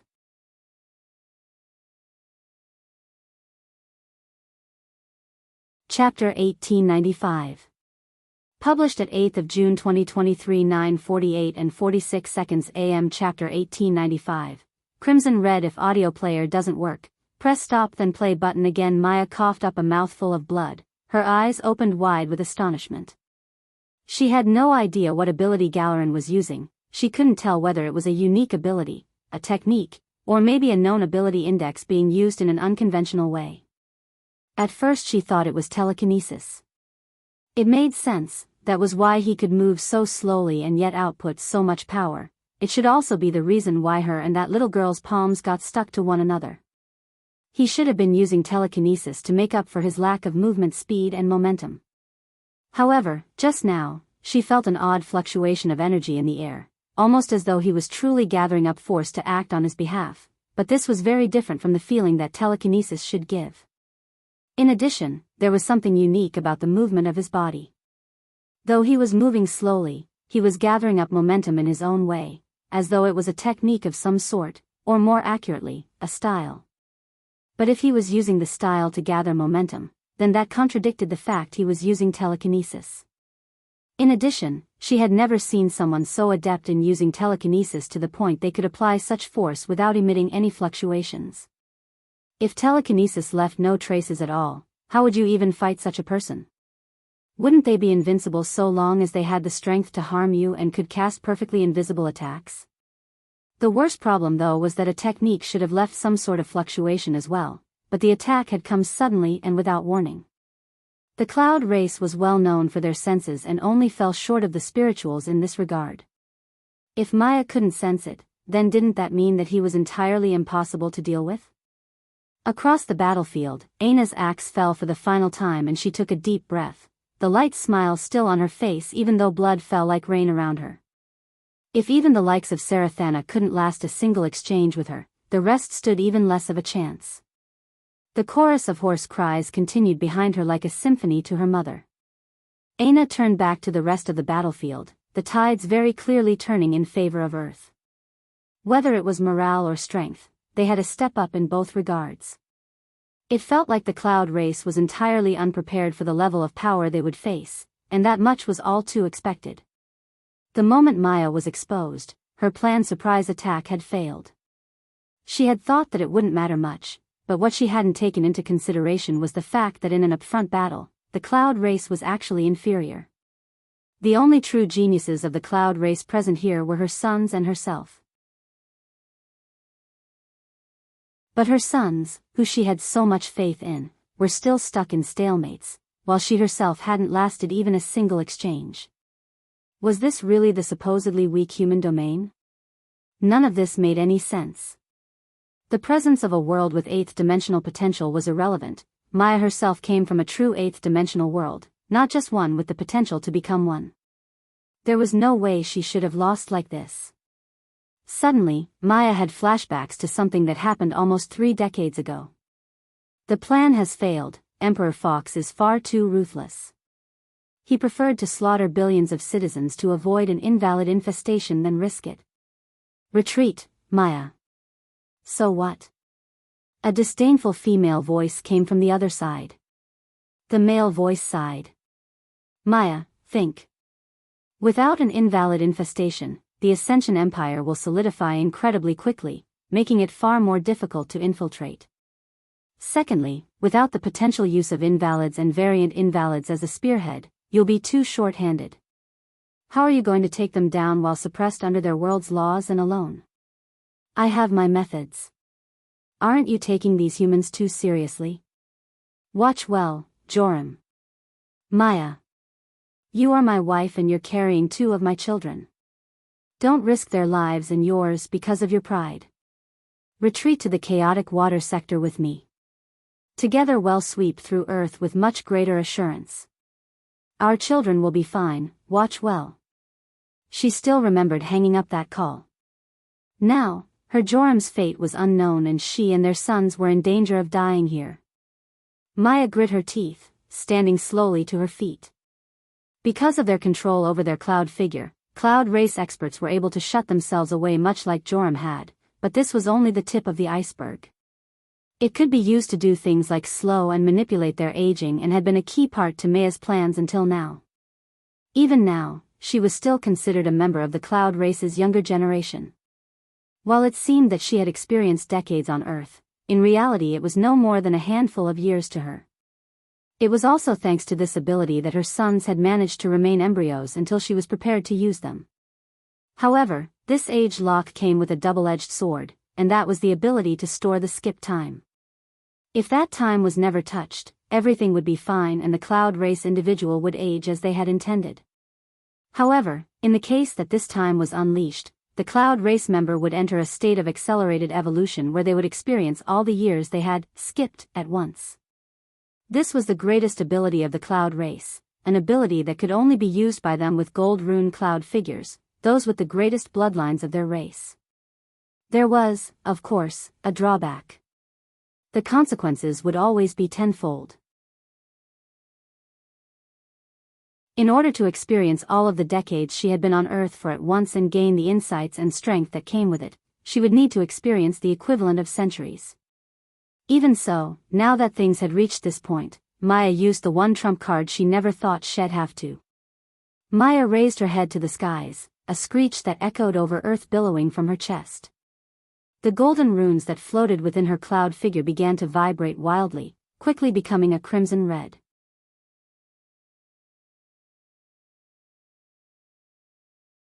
Chapter 1896. Published at 8th of June 2023 9:48 and 44 seconds AM. Chapter 1896. Anomaly: if audio player doesn't work, press stop then play button again. Lionel took deep, heaving breaths. It had been a while since he needed to breathe so heavily to get something done. His battle with Kaldar lasted almost an entire week. Lionel wasn't sure if time in the tribulation and the time outside were the same or not, but regardless, a week here still very much felt like an entire week. Even when he clearly had the upper hand, the fiend demon had refused to give up, forcing them to continue the battle again and again. To make things worse, the fiend demon's regenerative abilities were simply off the charts. It didn't seem like Lionel could cause it a single injury that could actually harm it. Lionel continued to breathe hard, standing over Koldar's body. Finally, the demon couldn't seem to move anymore and simply looked up at Lionel expressionlessly. If it wasn't for the fact he too was also breathing hard, Lionel would have had a hard time believing that this demon was actually a living being. Well, that and the fact that he was basically immobilized, not his healing factor finally losing the ability to keep up. Even now, Kaldar hadn't given up. Lionel could see his muscles twitching as though he was still trying to stand. Lionel couldn't imagine what the battle would have been like if Kaldar had absorbed as many beast crystals as he had. Ironically, by now the advantage he had in terms of beast crystals was probably gone now than to this battle, and he probably didn't get much else outside of whatever treasures were on him and a couple hundred territories. In the grand scheme, it wasn't worth it, but he also didn't have the ability to choose to retreat. Theoretically, he could have used the orb Pririna had left behind, but because of one part pride, and another part because he felt that the reward would be worth it, he held on. Plus, he knew he had to defeat Kaldar no matter what. If Lionel had to guess, he was definitely the strongest genius here, the rest should be a cakewalk. "What is your name?" Lionel asked. Koldar's gaze flickered. There were a lot of race enemies, but maybe the one with the most division were humans and demons. Their cultures were strikingly different. It felt weird that a human was asking him such a question, especially since this was the first attempt at true communication. Kaldar didn't seem like he was going to answer for a long while, staring at Lionel with the same placid expression. When his mouth finally opened, though, the answer that came out wasn't an answer at all. "Why are you asking me that?" Koldar's voice was cold and gruff. Oddly enough, it reminded Lionel of a soothing clap of thunder, a completely contradictory description. It was as though he had managed to incorporate the rumble into his vocal cords. "Can't I ask out of curiosity?" Lionel asked with a laugh. "I don't like the way your eyes look. It makes me feel like you're trying to court me." "Ah." Lionel choked on his laugh. Did this big 3-meter-tall demon think that he wanted to take him out on a date? How had the conversation taken such a turn? "I like women, you do not need to know my name. Just kill me and finish your task." Lionel's mouth opened and closed several times, but no sound came out. He assumed that what Kaldar was feeling was his emperor's charm, though that should definitely be suppressed in this place. In the end, Lionel shook his head, completely rendered speechless. He bent down and snatched Koldar's spear away and turned to leave as the latter began to fade. Kaldar sighed. "I still do not like men. This will not help you in your pursuit of me." Lionel nearly tripped and fell, but by the time he turned back to say something, Kaldar had vanished. What? Lionel still had no idea what to say. He could only turn back and trudge away, taking deep breaths to try and quickly recover to his peak. He had to hurry and get out of this place. Hold on. Lionel shook his head. He was so flustered that he almost made a stupid mistake. He turned and rushed back, looking at the location Koldar's corpse had vanished, but he was instantly disappointed. There was nothing there. It seemed that Koldar hadn't gotten as lucky as himself or Pririna. Shaking his head again, Lionel shot off into the distance as he fused the two spears together. TCH. Still short. Lionel felt that he was still missing around 50 or so territories to reach the gold grade. Koldar had definitely had a ton, but it wasn't quite enough. In another territory, an unknown distance away, two geniuses faced off against one another. Idrim chuckled. Well, this is unexpected. I thought it would take us some more time before we had our final battle, but for some reason I can't find any other worthy opponents. I have a feeling that there's an anomaly this time around. Idrim's carefreeness was just as grating to Anul as it always was, but this time rather than responding with annoyance, his expression remained solemn. He too had felt that there was something odd about this tribulation, the lack of treasure territories, the fact it was so hard to find worthy opponents. He hadn't come across any one of the other 6 outside of Idrim in all this time as well, and the only reason he had run into Idrim at all was because their territories had started off quite close.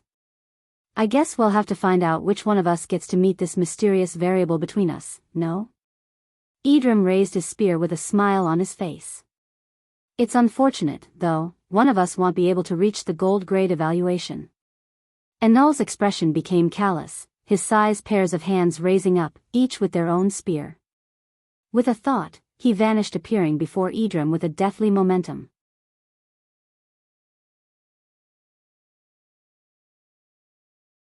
Chapter 1898. Published at 8th of June 2023, 9:48 and 42 seconds AM. Chapter 1898. Ultimate security blanket. If audio player doesn't work, press stop then play button again. James clenched his jaw, taking a strong gulp as though he was forcing his heart back down. He's still the same, directing everyone around like he already knows what they'll do, James mumbled. Aina smiled in understanding. Let alone James and the others, there were too many things that Lionel didn't explain even to her. If James took offense to this, there wasn't really much she could do. She would just have to reveal their other trump cards ahead of time. The trouble with that, though, was that it would make the air wars far more difficult. However, at that moment, James smiled. Do you know what they call a quarterback's tight end in football? James looked Aina in the eyes, his tears somewhat glistening but quickly evaporating away beneath a fiery blaze. Aina blinked before her smile brightened. The ultimate safety blanket. She had been following Lionel's games for years and had never missed a single one. Not only did she know all the rules of the game, when it came to the intricacies and the culture around it, she probably dwarfed even some of the players themselves. When James heard this, his head raised to the skies and he erupted with a laughter that drowned out even the cries of the Brazingers. It boomed with a vibrant carefreeness, surging like a rising ocean tide and drowning out everything. With a leap, he soared into the skies, his foot landing on an energy shield platform that he shot like a cannon off of, soaring over the battle between Maya and Galarin with the confidence of a man who felt he could have participated in it if he so chose. Aina watched this with a smile. It was a little white lie, and considering how well James knew Lionel, he probably knew this as well. But as Lionel's queen, there were some things that she felt she had to do for him. Lionel had many brothers, but he had only ever had one best friend, and there was a reason for that. Some relationships couldn't be forced, and some were too perfect to need to be. Lionel had set the probability of James making an appearance at 30%. He felt that the cloud race would be a bar that he wouldn't allow himself to cross, and he was correct about that.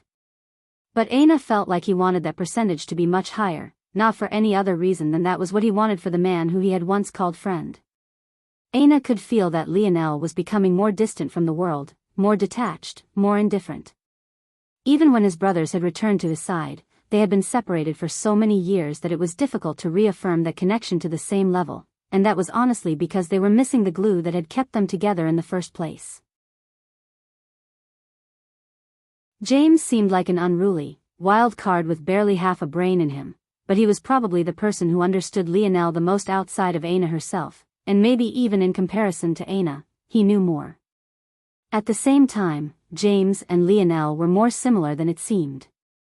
Just considering their fathers, with how much Lionel loved his own, if Velasco had the same approach to life that Governor Duke Bennett had, how far would Lionel be from just being a second James? The two of them were the most similar in the things that meant the most, the more dissimilar in, ironically, what was also the most important. Since these two brutes wouldn't take the steps to fix their relationship on their own, it would just have to be up to her. Aina smiled to herself, watching James dive into the battle and almost immediately force Ellerin into a retreat. Lionel had no idea what Aina had done, but at the moment he was too frustrated to care.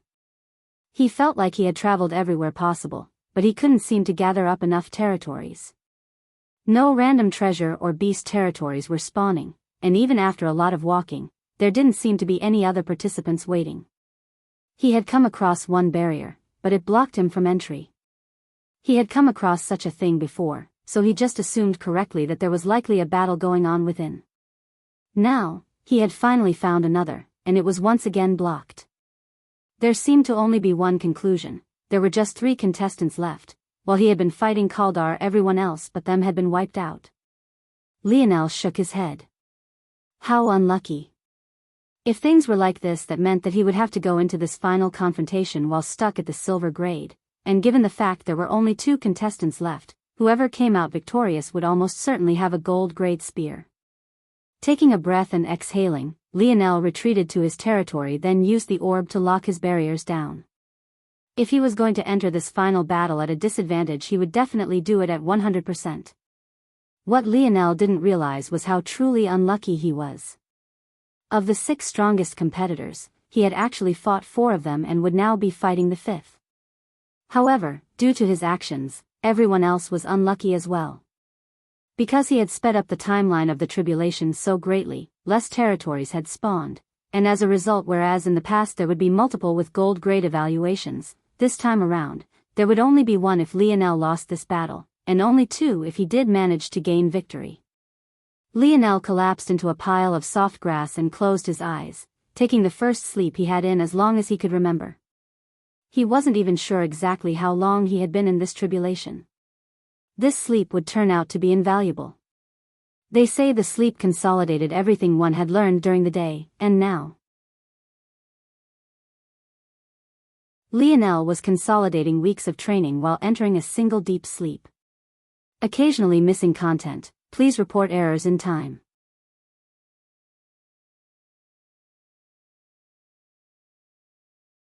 Chapter 1899.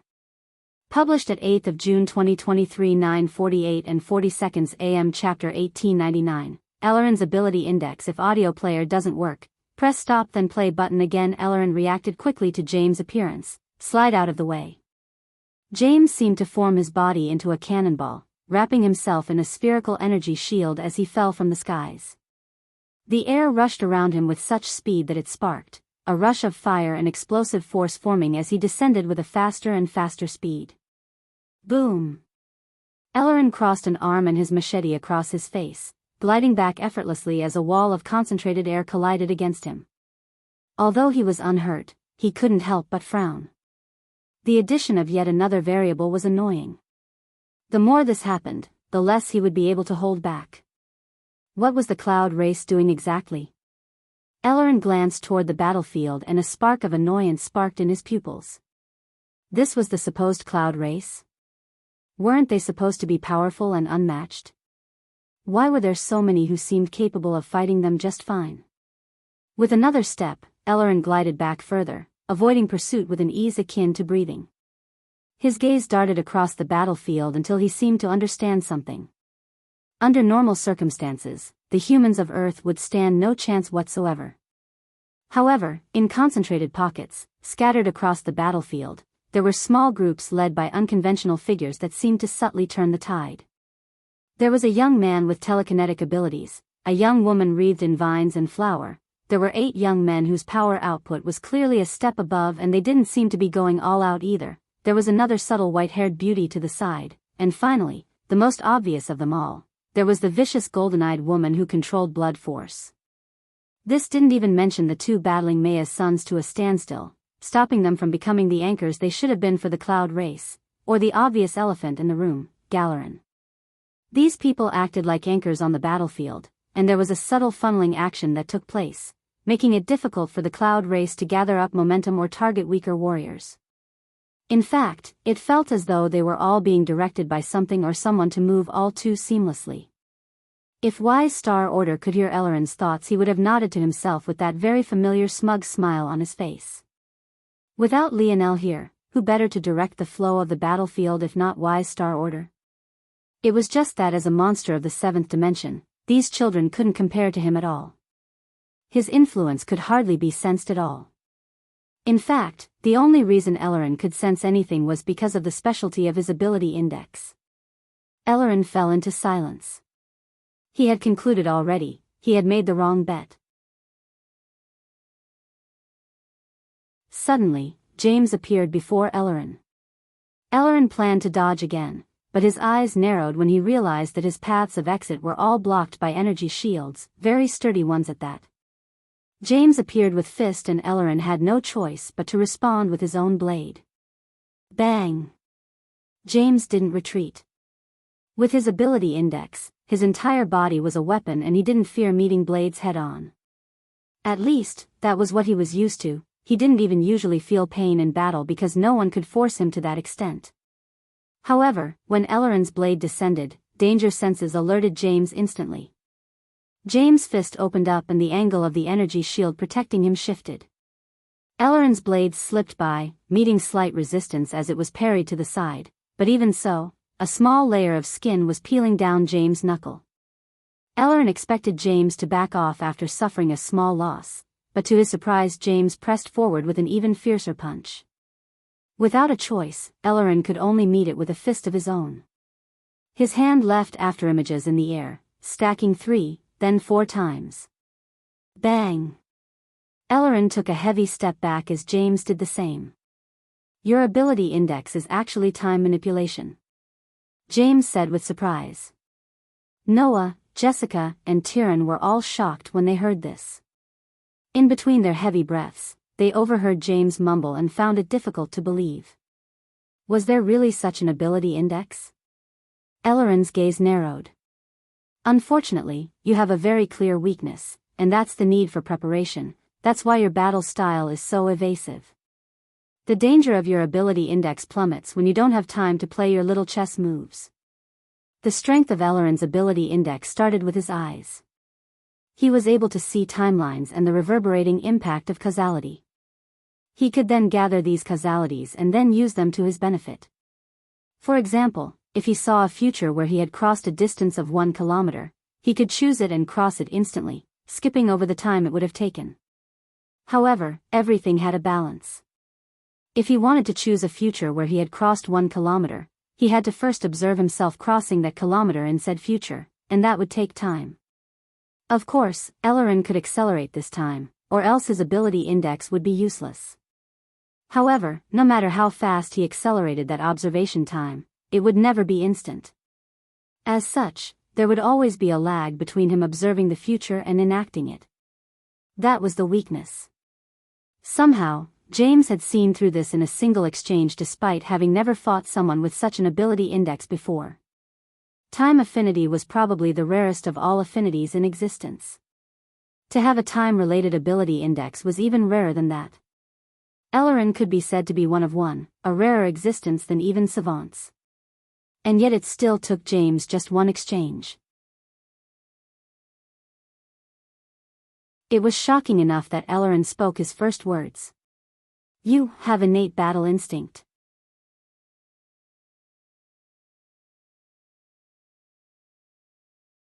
Chapter 1900. Published at 8th of June 2023 9:48 and 27 seconds AM. Chapter 1900, 2. 5x. If audio player doesn't work, press stop then play button again. 5x. James picked at his ears. I don't know what that means, but if you're going to fight, I hope you have something better than this. If taking you down is too easy, how am I going to have the face to see the guys again? I need you to make me nice and bloody, preferably half dead. Aina was a long distance away from James' battlefield, supporting the others, but she was still paying keen attention in case anything went wrong. She wasn't entirely certain of how powerful James was, although Lionel had said it would be fine. But hearing him speak like this, her lip couldn't help but twitch. He and Lionel were really too similar, too good at pissing people off, and had mouths that were too smart for their own good. Ellerin didn't say anything to James' words. Innate battle instinct wasn't something that was tangible or even a widely accepted concept. It was something he had only heard his grandfather talk about. Old Hutch used to say that there were simply some people in existence who had talent in battle that didn't conform with common sense. In truth, James' talent was bound to come out in one way or another. It was clear to everyone by now that the gene assessment wasn't a casual measure taken by the Ascension Empire. They knew that it could point them in the direction of talents that they could then preserve and save from the massacre. 5-star professions were especially rare, even in entertainment professions. On the entire Royal Blue Academy football team, only Lionel and James were 5-star. However, what was confusing was that while Lionel received an S-class evaluation after leaving the Mayan tomb, James only received an class evaluation. Of course, that was still far better than most of Lionel's other teammates that only received C and B-class evaluations, but it was a hint disappointing for a 5-star.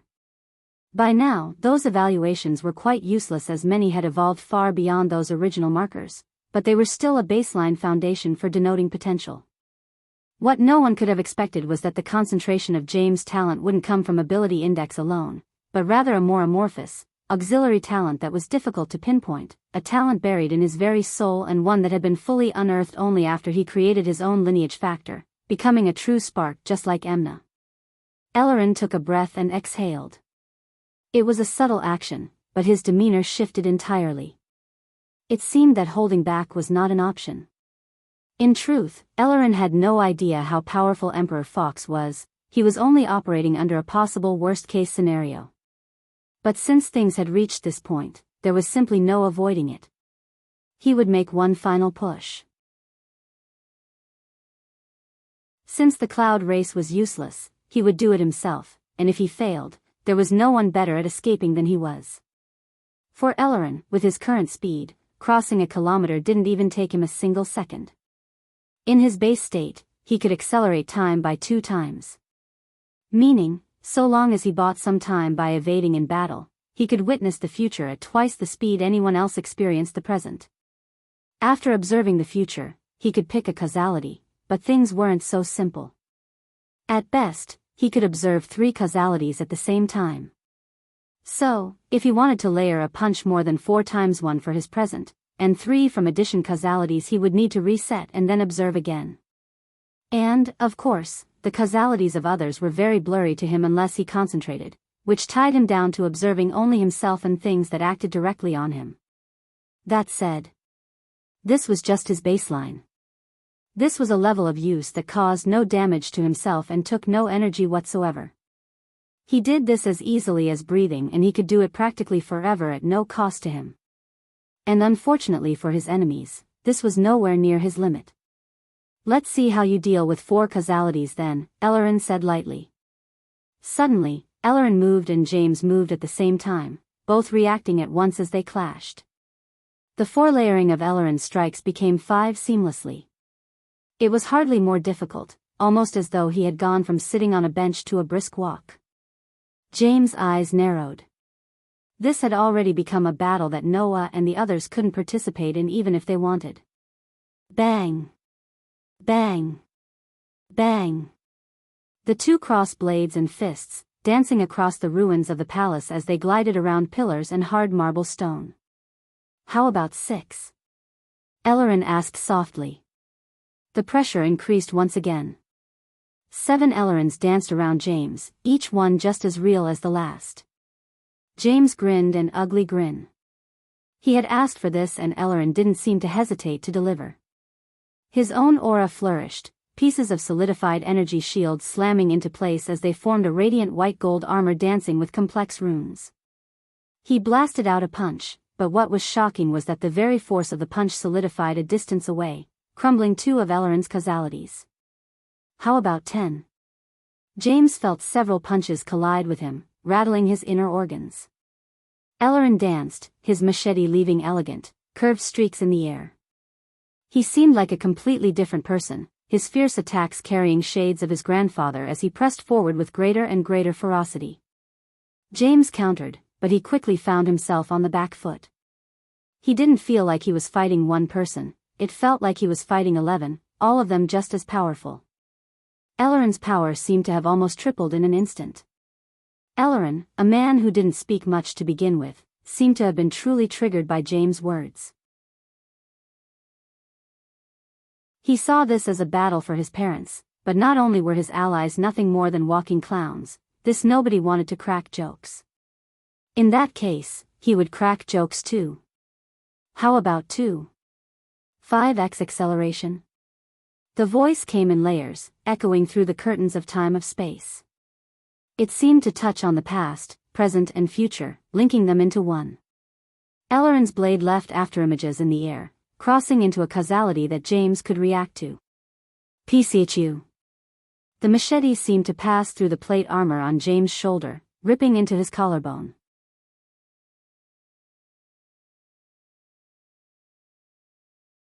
Chapter 1901. Published at 8th of June 2023 9:48 and 25 seconds AM. Chapter 1901. Absorption. If audio player doesn't work, press stop then play button again. Ellerin's machete pierced forward, his gaze expressionless as he suddenly unleashed his blade force. Without fail, such an attack would shred a person's inner organs to mush. Despite the fact he had just killed someone, he didn't feel very much at all. The exchange was quick, but he had expended quite a bit of energy. All he wanted to do now was to rush forward and end this battle as quickly as possible. Since the cloud race was such a disappointment, he would have to do everything himself. Ellerin pulled his machete back, but just as he was doing so, he froze. His blade didn't budge at all, even when he pulled harder. Ellerin's eyes narrowed. James' head was lowered, but he suddenly shook it. "Shit, that hurt," James mumbled. Ellerin's heart couldn't help but stir. He hadn't felt his blade force being blocked, so where had it gone? It wasn't that easy to trick him. He wouldn't have made a foolish mistake like assuming his opponent was dead without reason. Suddenly, Ellerin released a low hum and his body seemed to vibrate, becoming blurry. Several causalities stacked atop of one another and he pulled, finally, releasing his blade from James' shoulder as he slid backward, extending some distance between them. To his surprise, though, James' shoulder didn't gush with blood even though the wound showed no signs of closing.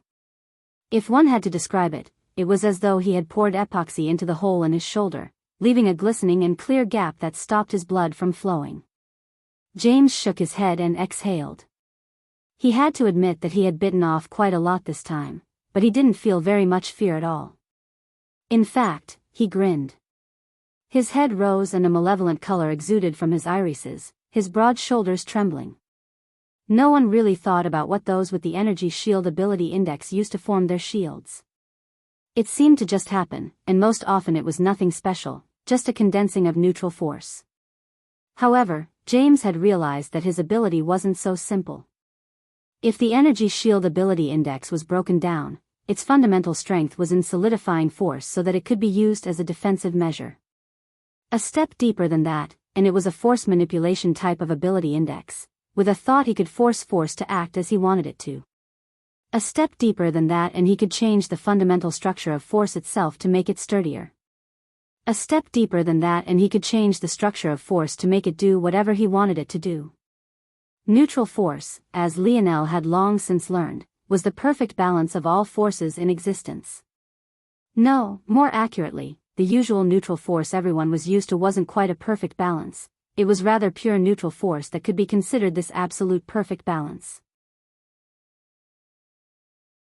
And it was precisely this force that James had learned to control. No matter what force it was, he could assimilate it. He had taken the tier 4 of his ability index to the absolute extreme, allowing him to. James pointed forward with a finger and a great surge of blade force manifested and shot out in a concentrated beam, more concentrated than even Ellerin himself could make it, more concentrated than maybe anyone on Earth could make it. Bang! It shattered the sound barrier no more than a centimeter from the tip of his finger, accelerating so fast that it appeared before Ellerin before he could blink even once. Ellerin's heart skipped a beat. He pushed his time acceleration to 3x, just barely managing to dodge to the side. However, as he did, a fist appeared before his face. Ellerin realized for the first time that there was no lane to dodge and he didn't have the time to raise his machete. Bang! Ellerin's face twisted and one of his teeth cracked. His neck spun to the side and his body was sent flying backward, the harsh winds he experienced almost twisting his pristine white tracksuit to pieces. James landed nearby, looking down at his fist. Even in that situation, he had felt that his knuckles were on the verge of cracking. It seemed that Ellerin could use his ability index even for defense despite the situation. It was versatile, indeed. Ellerin spun through the air, landing harshly on his feet and leaving 2 deep trenches in his wake as he was forced to retreat again and again. James shook his head, then looked down at the wound in his shoulder. Do you think that this is enough? Or do I need to let you stab me a few more times? Ellerin pupils constricted. Forget it, if I let any more of this happen, they'll think I went Hollywood and forgot my roots. James looked up from his wound and stretched out a hand and a small vortex of force formed before wildly spreading. Ellerin couldn't even react before the spreading dome of energy passed through him, but when he looked down, he didn't seem to be harmed at all. There were 5 tiers of the energy shield ability index. Partiality, misdirection, nullification, reflection and amplification. As usual, the last tier was restricted to savants only. The first tier partially blocked attacks, the second could misdirect them, the third could fully nullify them, and the last could reflect them. With James' level of control, he even directly absorbed Ellerin's force, only releasing it when he felt like it. He had brought reflection to its utmost limits. However, this wasn't his limit in the slightest. His ultimate defense couldn't even be called reflection any longer. Instead, it was more accurate to call it absorption. When he applied absorption on his body alone, any force attacks would be directly swallowed up by him, unable to cause any damage whatsoever and even allowing him to use it in his next assault. When he applied absorption in a domain, well, Ellerin's pupils constricted into pinholes. He suddenly couldn't sense any time force whatsoever, and without atmospheric time force to observe, there were likewise no causalities to observe. Suddenly, Ellerin froze, a fist suddenly appearing before his face. Don't look distracted now, I still need you to make this look like it's difficult. Bang! Ellerin was once again sent flying.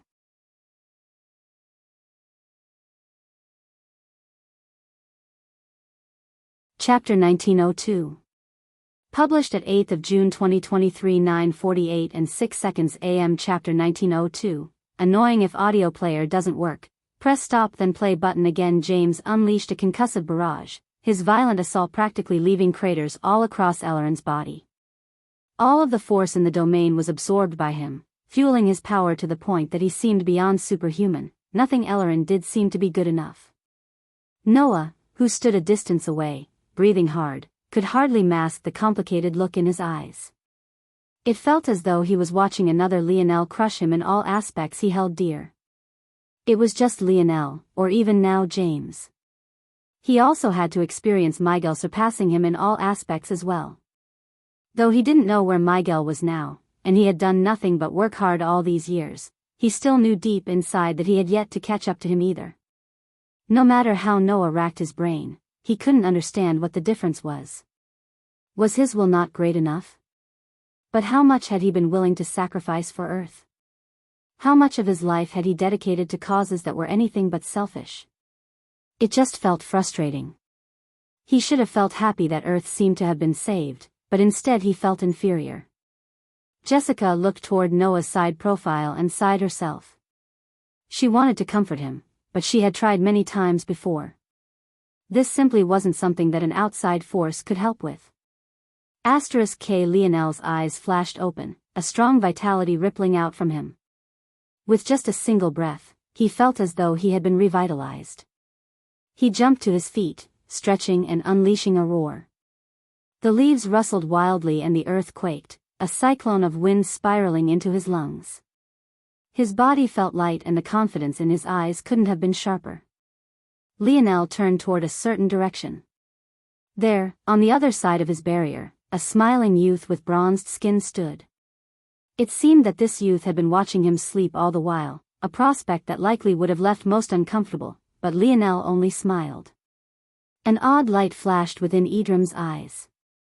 Of all the responses he had expected, this was the last one. However, what he didn't know was that even with his ability index sealed, Lionel's emotional intelligence was still off the charts.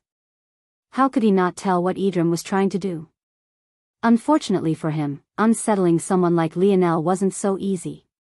With a thought, Lionel communicated with the orb and released the hold on his barrier, allowing Idrim to walk right through. Taking it as an invite, Idrim strolled in with a radiant smile. His every action seemed like he was perfectly photo-ready. It was aggravating in an almost too obvious kind of way, almost like Idrim knew what he was doing and yet did so anyway, as though he couldn't tell that it came off as fake. I didn't expect that the anomaly this time would be a human. Quite fascinating. Color me surprised. I guess there really are a multitude of variables in the universe. Lionel's lip curled. Indeed. So it probably isn't all that surprising to find a creep who likes watching people sleep among so many variables, right? Idrim laughed. Sorry if I made you uncomfortable, but you see there's only the two of us remaining, so there really was no point in returning to my own territory. This made it more convenient for the both of us, no? That much I agree with. Lionel reached for his back and unsheathed his spear from its holster, the white fur that coated his body fluttering in the wind. He took a casual glance toward the spear in Idrim's hand and realized that it was in the gold grade, but he didn't seem surprised. He had long since expected this. Idrim's spear vibrated slightly as he sighed. I have to say, this is a bit unfortunate. This battle won't be very fair. If it was in the outside world, we could battle our heart's content. It's a shame. I was looking forward to this. Lionel yawned, expelling his last bit of fatigue as his body slowly woke all the way up. His cells thrummed, his heart pounded and his blood gushed. He felt light on his feet and his spear truly felt like an extension of his arm. You know, I thought I was annoying, but that seems to be a standout feature for you all. Tell you what, I doubt your recovery abilities are anywhere near as annoying as that fiend demon. If you can last 100 attacks of my spear, it'll let you get a free shot in. Idrim paused, suddenly not knowing what to say. If Lionel was going to say something like, should he have chosen a lower number? Also, what did free shot mean? Shouldn't he have said that he would willingly give up? Was he just trying to toy with him? What he didn't know was that Lionel was dead serious. Idrim didn't stand a chance against him. Lionel's figure suddenly rippled and he vanished. When he appeared again, his spear was already at Idrim's throat, causing the latter's pupils to constrict. But rather than dodging, to Lionel's surprise, Idrim didn't move at all, instead choosing to directly counter. Lionel's gaze turned fierce. Swift. Idrim sensed that something was wrong and changed tactics, diving to the side. Shying. The sound of blades sharpening echoed through the air, but moments later, a harsh ripping sound replaced it. Idrim rolled to the side, popping up to his feet and hurriedly retreating. When he came to a stop, he slowly dodged his neck. He felt something moist that caused him to freeze, not quite believing it. But when he slowly brought it to his line of sight, there was a drizzle of bronze-gold blood running down his fingers, dripping down the length of his finger and falling to the ground. Lionel flicked his wrist and the blood that had coated his blade rushed out, tearing a hole through a nearby tree.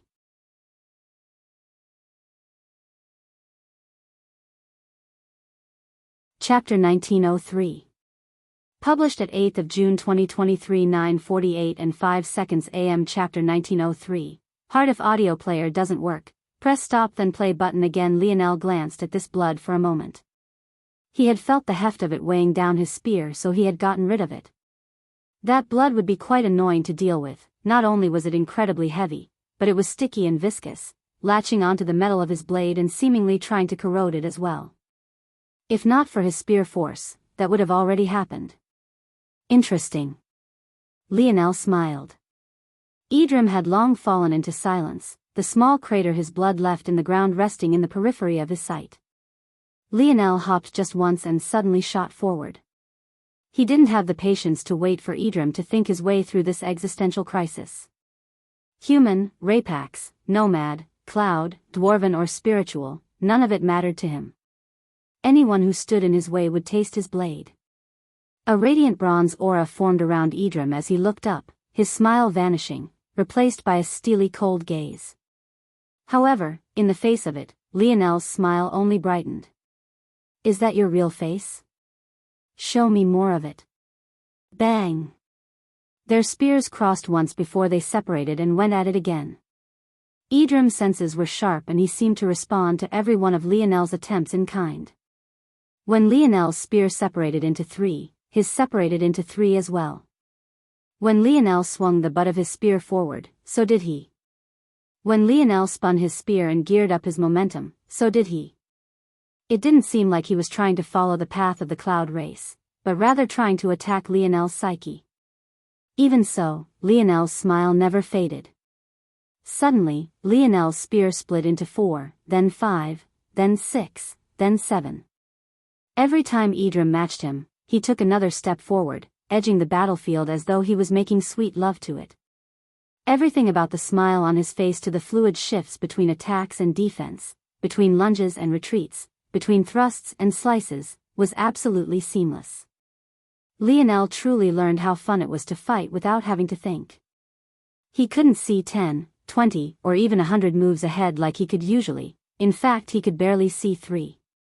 However, these 3 moves were like they were ingrained into his very bones, as though he already knew how to react to them without having to deduce at all.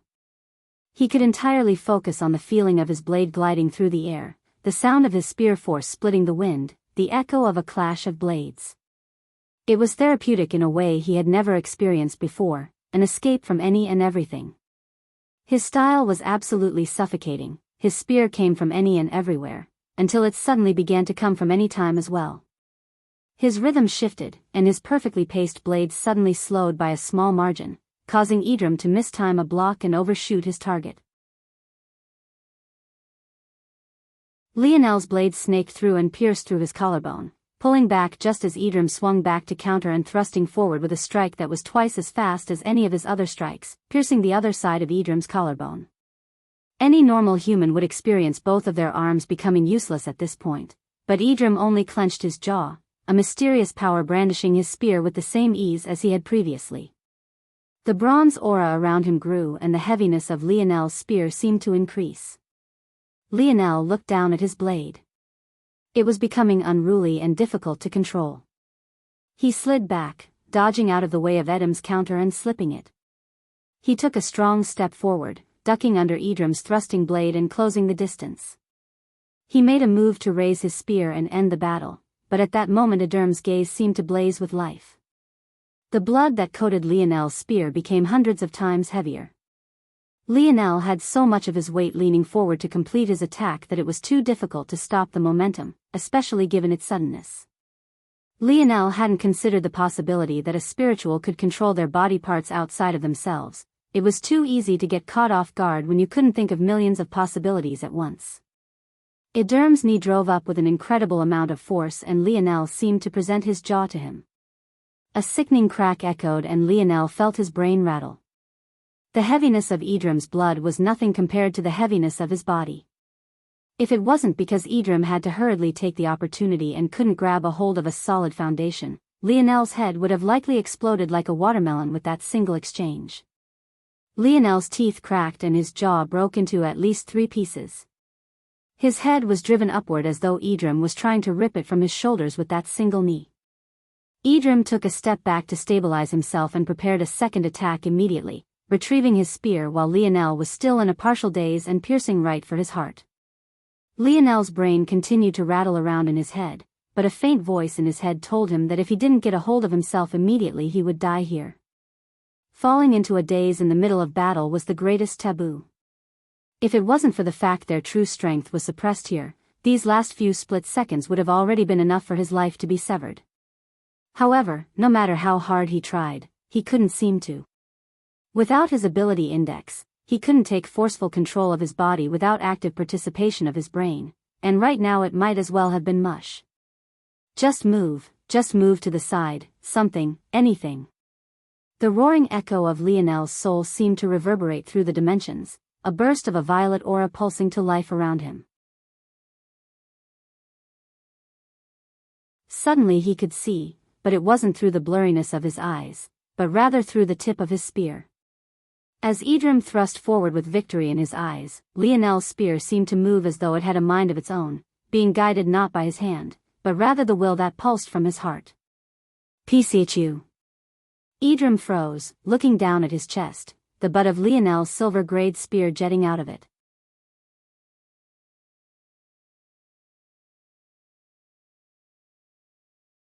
Chapter 1904.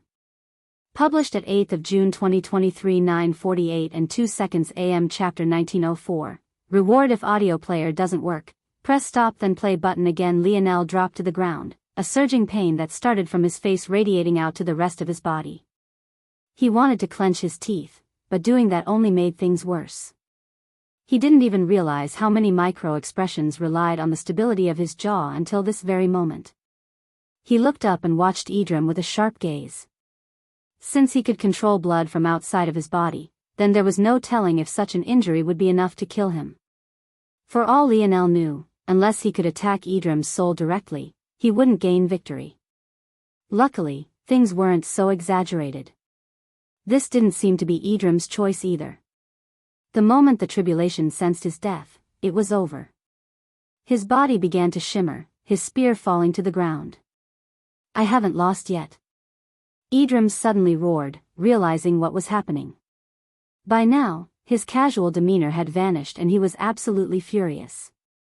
It wasn't to the point that he looked like a madman, but he definitely couldn't hide his real thoughts anymore. Damn it. Idrim's bronze gaze blazed as he looked toward Lionel. By now, the latter knew that he likely looked ridiculous. He couldn't even hold his own jaw up, a combination of saliva and blood pooling out under no control of his own. However, he still withstood the pain, closed his jaw, and grinned a bloody smile. Baby, have a nice trip. Idrim's gaze turned malevolent, but Lionel's smile only grew brighter. It was only after Idrim vanished that he coughed, shaking his head. He had actually almost died in such a foolish way. Without his ability index, Idrim's speed of thought was naturally faster than his own just because of his race, that made falling into traps a troublesome eventuality. This was probably how others felt when they fought him. Being several steps ahead of your opponent meant that even if their raw strength was greater than your own, much like Lionel's was here, your chances of winning were likely greater. It was funny. All this time Lionel had been learning of the benefits of truly just relying on nothing more than his talent and instinct in battle, only for the end result to smack him in the face. Lionel struggled to his feet, shaking his head. He reached down and picked up Idrim's spear, fusing it to his own. At that moment, the world around him shifted and everything was surrounded by a blazing light. Lionel could feel that the pain wreaking havoc in his body was slowly vanishing. By the time he couldn't see anything remaining, the pain was entirely gone. When he appeared once again, he stood in the depths of the spear domain. Up above, black lightning crackles and beneath him, black gravel crunched. However, when Lionel looked around, his eyes widened. This was no normal region of the spear domain ring, it was the highest peak there was, that very same distant peak he had seen the first time he stepped foot into it. However, where there should have been a spear, there was nothing at all. In addition, on the other side of the mountain peak, there was nothing at all, a vast nothingness that branched into countless paths, all equally filled with nothing. Lionel was quite surprised by this.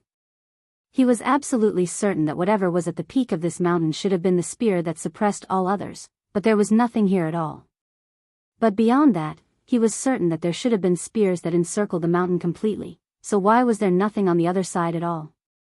Lionel turned around, but just as expected, all of the spears that he was used to were still there. This was definitely his spear domain, and those empty spaces. Lionel's gaze flashed and he suddenly realized that his thinking speed was back. No matter how he flipped the problem in his mind, it seemed that there was only one answer. The missing paths must be in the rings of those enemies he fought in the tribulation. The only way to complete it, and likely the only way to find the spear that should be on this mountain, was by fusing them all. Lionel shook his head and sighed. He had no idea where those people came from. There should only be a single spear domain ring in existence. If Lionel continued with that assumption, then it should be that the enemies he faced were displaced through time rather than displaced through space. This didn't feel impossible. After all, the spear domain ring had the ability to send his consciousness back to fuse with a primitive man's. The tribulation was the same, just a displacement of consciousness, so it seemed to fit. Also, the spear domain lineage factor itself seemed to have some faint connections with time, although Lionel had his own theories about that. He felt like any lineage factor, affinity, or ability index taken to its absolute extreme would have some influence on space and time force. But regardless of whether he was correct or not, there was not. What was of core importance was the fact that the spear domain should have the potential to do so. But the question was why? To find the best spearman across eras? That didn't seem right either because of what he had heard from Nelligan. At least in Nelligan's case, his people seemed to interact with the tribulation in a linear fashion. It felt weird that the spear domain ring would displace itself across time, just to allow it to continue to be passed on normally. What was the point of that? Lionel's frown deepened. The more he thought about it, the more entangled and nonsensical it all seemed. Forget this, where are my rewards? Lionel was a bit worried about what might be happening back on Earth, so he wanted to take his rewards and leave as quickly as possible, but he was beginning to worry that there were no rewards at all. If there were no rewards, what was the point of the tribulation? Just for the right to keep the ring? That would be weird, and more than a little annoying. Suddenly, Lionel understood something.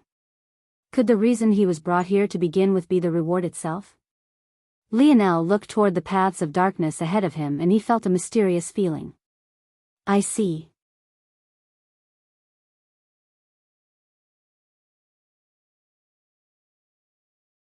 Chapter 1905. Published at 8th of June 2023 9:47 and 58 seconds AM. Chapter 1905. Regret if audio player doesn't work, press stop then play button again. Lionel understood. The reward was these paths. Using his placement in exchange, he had the ability to connect his spear domain to more paths. He wasn't sure what extra rewards would come with doing so, but he was sure that they couldn't be bad. Lionel didn't hurry to establish any connections, instead scanning them one by one.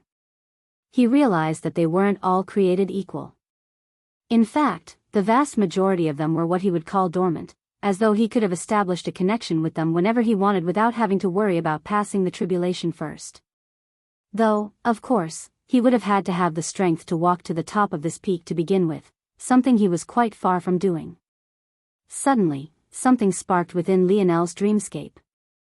Could this have something to do with the oddity that occurred in the spear domain ring before? The one that brought the tribulation forward for him? A flickering light couldn't help but dance in Lionel's eyes for a while until he eventually shook his head. It would be a waste to use his rewards on these dormant paths. Lionel had a feeling that the point of his reward, and even maybe why Idrim had been so infuriated, was because of these rewards right here. What he should be targeting weren't the dormant ones, but the paths that had some resistance to them. Lionel felt that there was a limited number that he could take under his wing.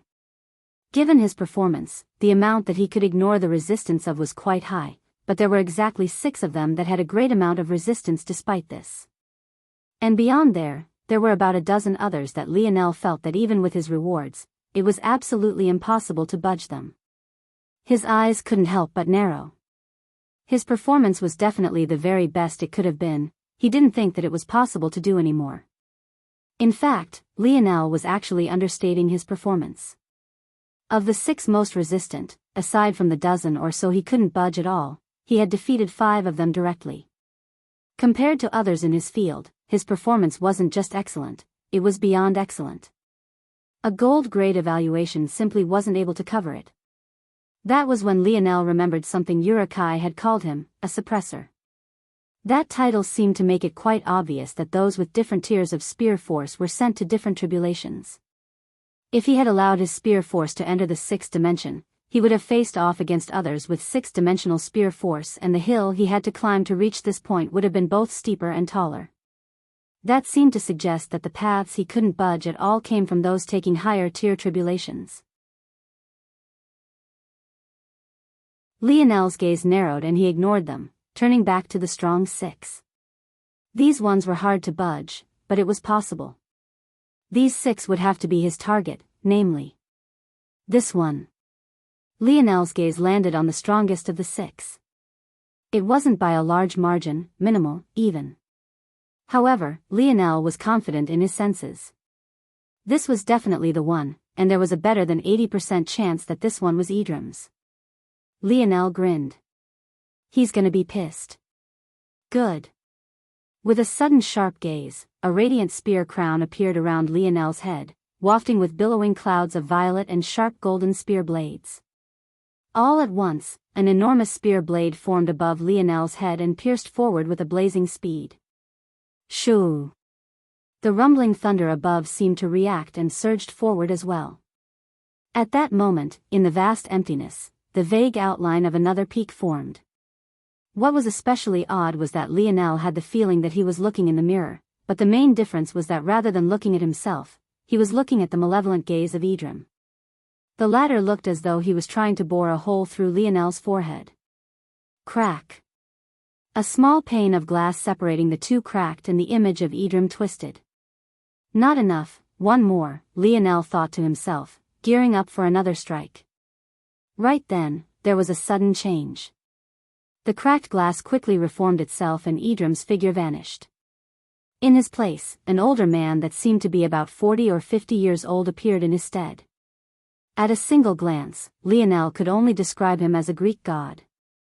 The man was absolutely perfect in all aspects, even the infrequent strands of gray hair only seemed to make him look more noble. Child, I advise you to understand your limits.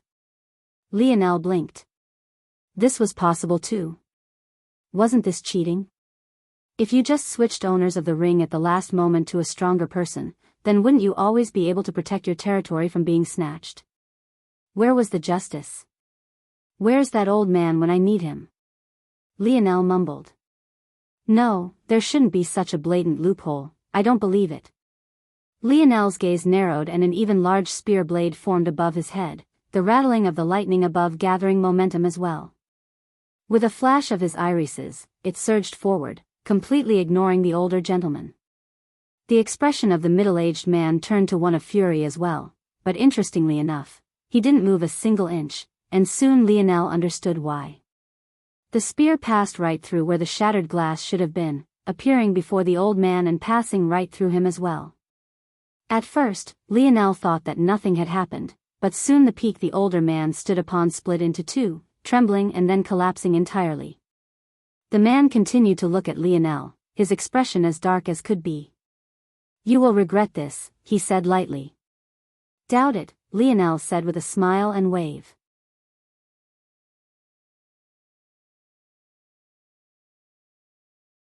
Chapter 1906. Published at 8th of June 2023 9:47 and 57 seconds AM. Chapter 1906. Obedient puppets. If audio player doesn't work, press stop then play button again. The middle-aged didn't say anything as he vanished entirely. Bright light rebounded and the spear domain world trembled. One after another, paths lit up, connecting with Lionel's world and unleashing a tidal wave of spear force in all directions. Lionel's heart skipped several beats.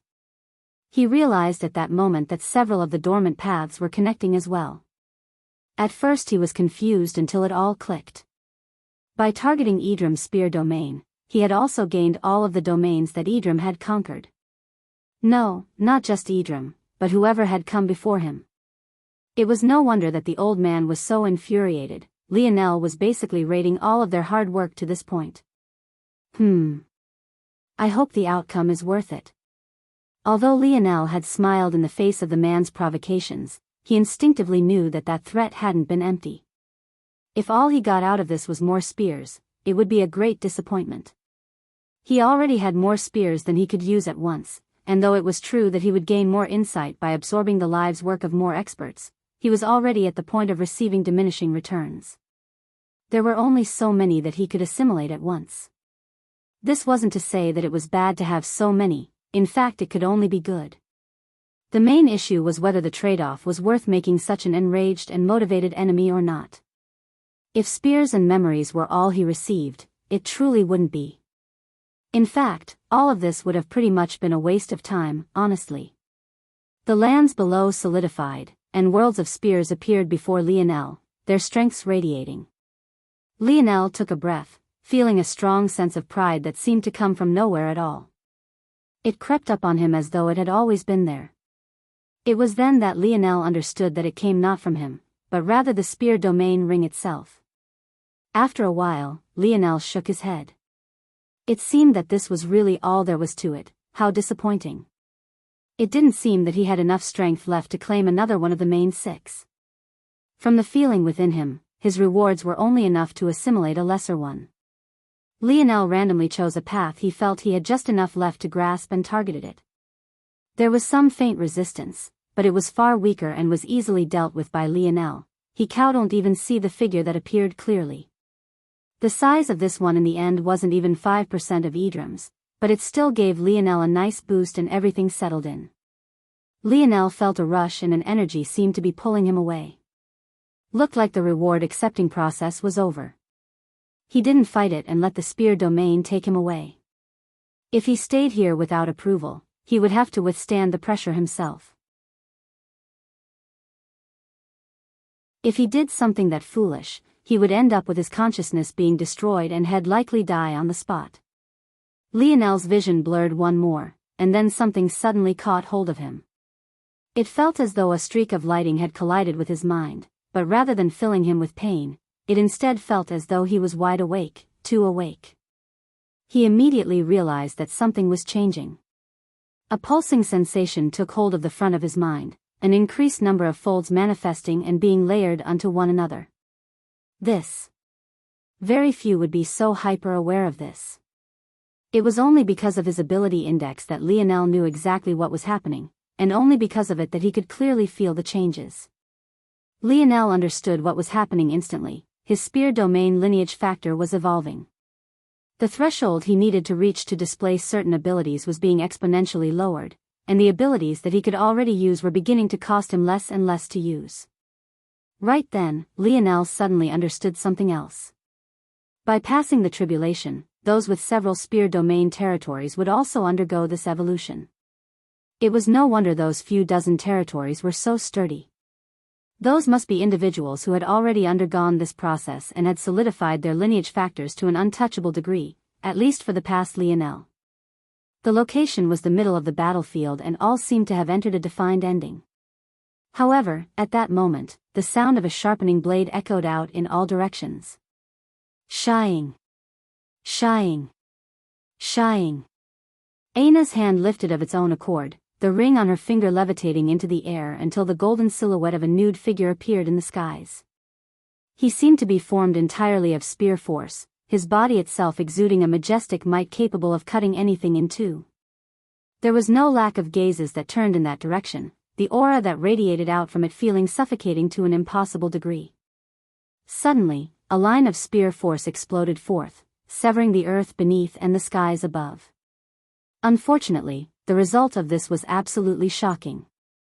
The formation stabilized by the flagship itself was cut in two as though it was nothing more than wet paper, torn to shreds beneath this power. Ro-o-rare. Lionel roared into the skies, gripping his fists as the golden lights that surrounded him concentrated into a radiant crown that rotated about his forehead. Maya was still exchanging a flurry of blows with Galeran, both strained and bloody. It looked as though neither would be satisfied until they both died. But the moment Maya saw this, her gaze flashed. Retreat! She roared at the top of her lungs. Lionel levitated in the skies in a daze, his eyes unfocused as his aura continued to rise. The spear force radiating from him continued to connect the earth and the skies, seemingly only intent on getting stronger without a care for what was around him. Even Aina had no choice but to retreat. Lionel seemed to have no idea that he had opened up a chance for his enemies to escape. In an unknown location, a roar laced with far more fury was echoing. Idrim drove his fist into a pillar that must have been at least 100 meters deep in diameter, shattering what had stood for countless years in just a single blow. Not far away, a familiar middle-aged man stood in silence, his expression dark as well. The loss of the spear domain ring wasn't just a matter of a lost treasure, it was a loss of countless generations of hard work. Losing it was a slap to the face of every warrior that had come before them. Who is he? How dare he? Does he not understand the rules? Idrim had never been this infuriated before. No, he doesn't. What? Idrim's head snapped toward the man. I caught a glimpse of his spear domain. It only had one domain and only had the aura of primitive tribulations, no complete tribulations. He is the first of his generation. Hearing this, Idrim didn't feel any better. In fact, his expression only became worse. I recognize the aura, though. They should have a true sovereign of the Biyao already. This is an unexpected variable. They have 2 true sovereigns now. The man fell into silence. Their world once had 3 true sovereigns, but now that was obviously no longer true. This was a huge loss. Their chance of surviving now. The past cannot be changed, focus on the future. When the time comes, your future will be decided by whether or not you can get your own revenge. The middle-aged man looked toward the skies. There's not much time left. Right now we can only be obedient puppets.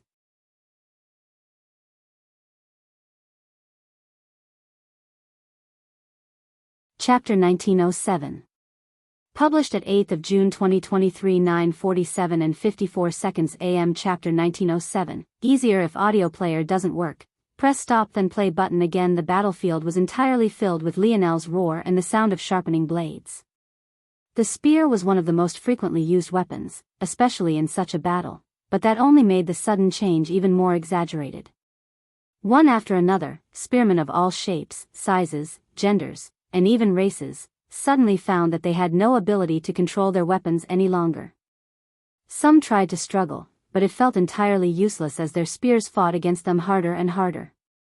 If things had ended at just this, it might have been fine, but suddenly those that didn't use spears at all found their weapons uncontrollably lowering as their spearmen counterparts found their weapons rising. It seemed that not only was Lionel's aura forcing the spears to go wild, but it even directly suffocating the forces of other weapons, crushing them beneath the tidal wave that was his presence. The blinding lights of spear force concentrated into the radiant crown around Lionel's head and 2 blazing torches where his eyes should have been. At that moment, just when it seemed like it was over, Lionel's aura erupted once more, his spear force shredding past the barrier of the 5th dimension and entering the 6th. Those that sensed this not-so-subtle change couldn't help but freeze, 1, realizing such oppression had come from a mere 5th-dimensional weapon force, and 2, realizing that already oppressive aura was only becoming more suffocating. The only regions the cloud race could use to escape were the scars that Lionel had created, but at the same time, it was those very same scars that Lionel's spear force was still being unleashed upon. Maya quickly realized with an exceptionally ugly expression that she was among the very few that could probably force her way through. Anyone beneath the 7th dimension couldn't even get close without being instantly shredded to pieces, and even for those that had crossed this barrier, the difficulty was not small. What made matters worse was that they didn't bring any large-scale flying treasures. They could only rely on their cloud figure movement technique to try to escape through the skies, but this left them even more vulnerable than normal. The sudden evolution of Lionel's spear force shredded those who were on the outskirts waiting for an opportunity to pieces. Even to this point, Lionel wasn't aware of his surroundings. The forcefulness of his breakthrough was unlike anything he had ever experienced before, as though every fiber of his being was evolving. He was becoming about as different as he could become without becoming an entirely new person. It was a feeling he had never experienced before. Lionel had broken through many times before. He had even reforged his own body from nothing but his ethereal glabella before, resetting himself to the very beginning. And yet even those experiences felt like nothing compared to this. The only way to describe it was being born. He was being birthed once again, reborn, reforged. On the ground below, the spearmen finally couldn't hold on any longer. Some of their spears directly turned to ash. The few that were somewhat better among them soared into the skies, adding to the shuddering aura of sharpening blades. At the same time, all other weapons plunged into the ground. Swords and sabers were buried to their hilts, daggers seemed to vanish into endlessly deep pits, polearms buried their blades, their polearms trembling above ground as though they didn't dare to show any more of themselves. The echo of Lionel's roar swallowed even though itself. He became the very center of the world, his voice resounding through Earth's territory and even beyond, causing a shudder in all living things. When his lips finally closed, his roar continued even without his input. And when his eyes snapped open, the blinding spear light coming from them finally calming, the world seemed to fall into silence.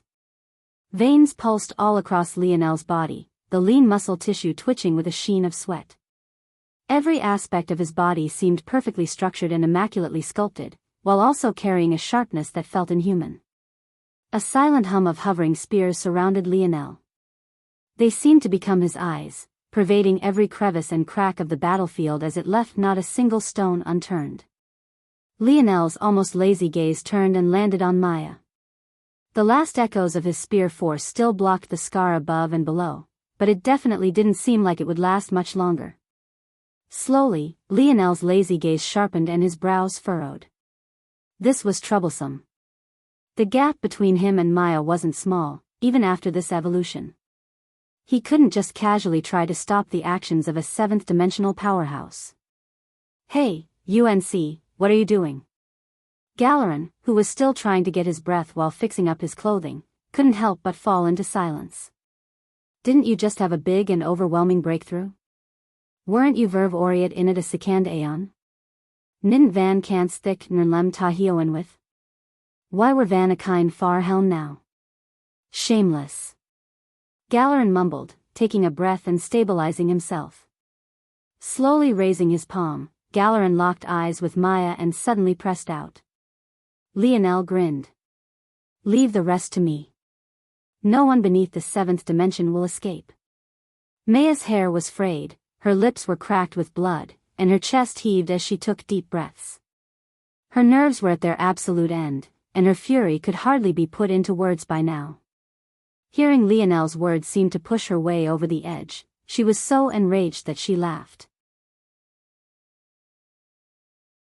Lionel had no one around him, and though he floated in the skies, whatever mysterious power had allowed it was quickly dissipating. With her senses, she was sure that it wouldn't last much longer. And yet, he still had the balls to say such a thing. "Hear me well, Cloud Race. Escape, but I want this boy's head severed first." Lionel blinked. "Did I say something wrong? Damn, is that kind of response even warranted?" Despite feigning innocence, Lionel's grin only widened as he raised his hands, the spear hovering around him trembling just once. "Thanks for making my job easier, though."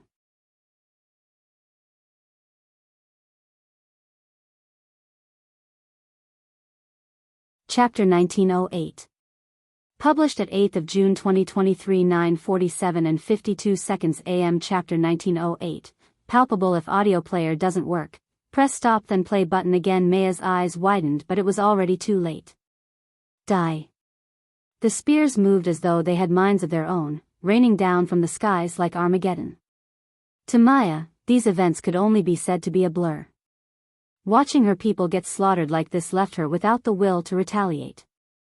She only managed to gather up some strength when it seemed that her sons were about to be slaughtered next, but the end result of that was all of them being captured at once.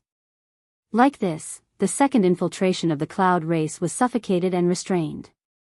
"Put on some clothes, look at you," Aina finally got a hold of Lionel, exasperated.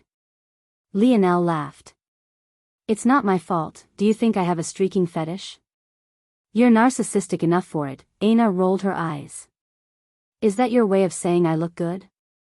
"Can you say it clearer?" Lionel bent down so she say it into his ear, but in return he got a light bite to his earlobe. "Behave," Aina said somewhat sternly. "Are you sure you're the one who should be saying that?" "That felt kinky."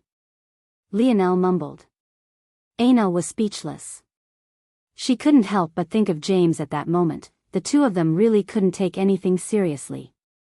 By this point, she actually felt sort of bad for Ellerin. The latter was beaten to practically an inch of his life, but James' mouth was just too foul. Lionel smiled and stopped teasing Aina, looking toward the 4 pillars of black wood after he put on a pair of sweats. Their screams had been drowned out for a while, but now they were front and center once again. They were unfortunately in the 6th dimension, or else their vocal cords would have given in by this point. It seems that everything went well. I'm surprised. Was the cloud race really this incompetent? I have a feeling that they never took us seriously to begin with and they paid for that. Lionel nodded. Using Guerreros as an entry point, Lionel had come to understand that the efforts of the cloud race in the human domain weren't necessarily holistic and well-coordinated. They had many different factions, each with their own thoughts on how to best deal with the human domain. Guerreros had been one, those that had infiltrated Shield Cross Stars had been another, and Maya was yet another. Among this number, there were bound to be a few that were more incompetent than the others. Comparatively speaking, Guerreros' efforts and Captain Vimward's efforts weren't incompetent, they were just unlucky to have run into Lionel. Maya seemed to have been quite diligent and patient, but that was only if one used the perspective of a human. Due to the special ability of the cloud race, Maya was able to skip large amounts of time. Effectively, it was like falling into a dream for long periods of time and finding yourself to have woken up a year or two later. To the people of Earth, decades had passed, but to Maya, it may very well have only been a handful of months. She would judge the time based on how much of it she had personally experienced, not how much had actually passed. If things were framed like this, then Maya wasn't actually patient and diligent at all. She was just looking for the quickest path to victory and she had suffered for it greatly. Lionel looked toward Maya and her 2 sons. He wondered if he could get information from them. It wasn't guaranteed due to the other ability of the cloud race to retreat into their own minds and induce a coma, but he hoped that Maya's activation of their race's trump card would hinder her ability to do so. Time will tell. Lionel's thoughts came to a pause as he suddenly looked in a certain direction. In the distance, a young man with a blade wound through his shoulder stood in silence. They must have been separated by at least a kilometer, and yet they might as well have been right in front of one another given their vision. The two didn't say a single word and silence fell. The battle had long since come to an end. Of the thousands of cloud race there had been, only a few dozen remained. There were simply no other battles to fight and Earth had withstood another tribulation. Aina blinked, looking from Lionel to James and back again. She sighed inwardly, stubborn, indeed. Objectively, it was true that James had betrayed Lionel. That said, Aina didn't believe that James ever wanted Lionel's death, although it was a bit naive. He likely believed that the worst thing that would have happened to Lionel back then was a period of imprisonment. Lionel likely understood this as well, or else he would have never made any plans that required trusting someone who legitimately wanted his death.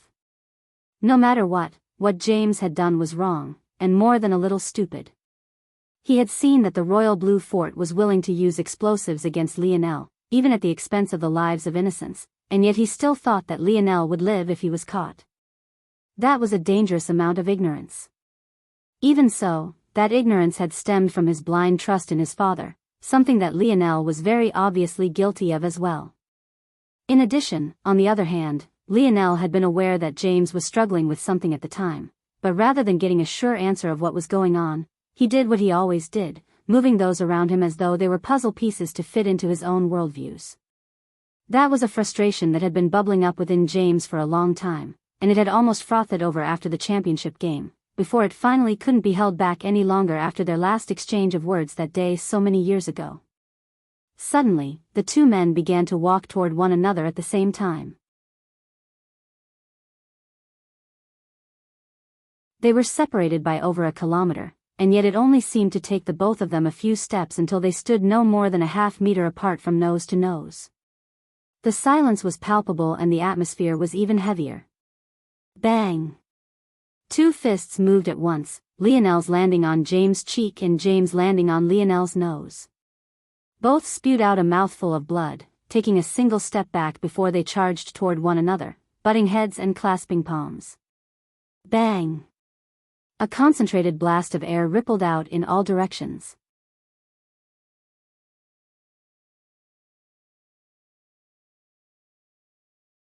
Chapter 1909.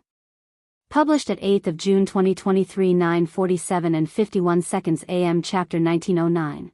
Bets if audio player doesn't work, press stop then play button again. Teeth and blood flew. Lionel grit his teeth.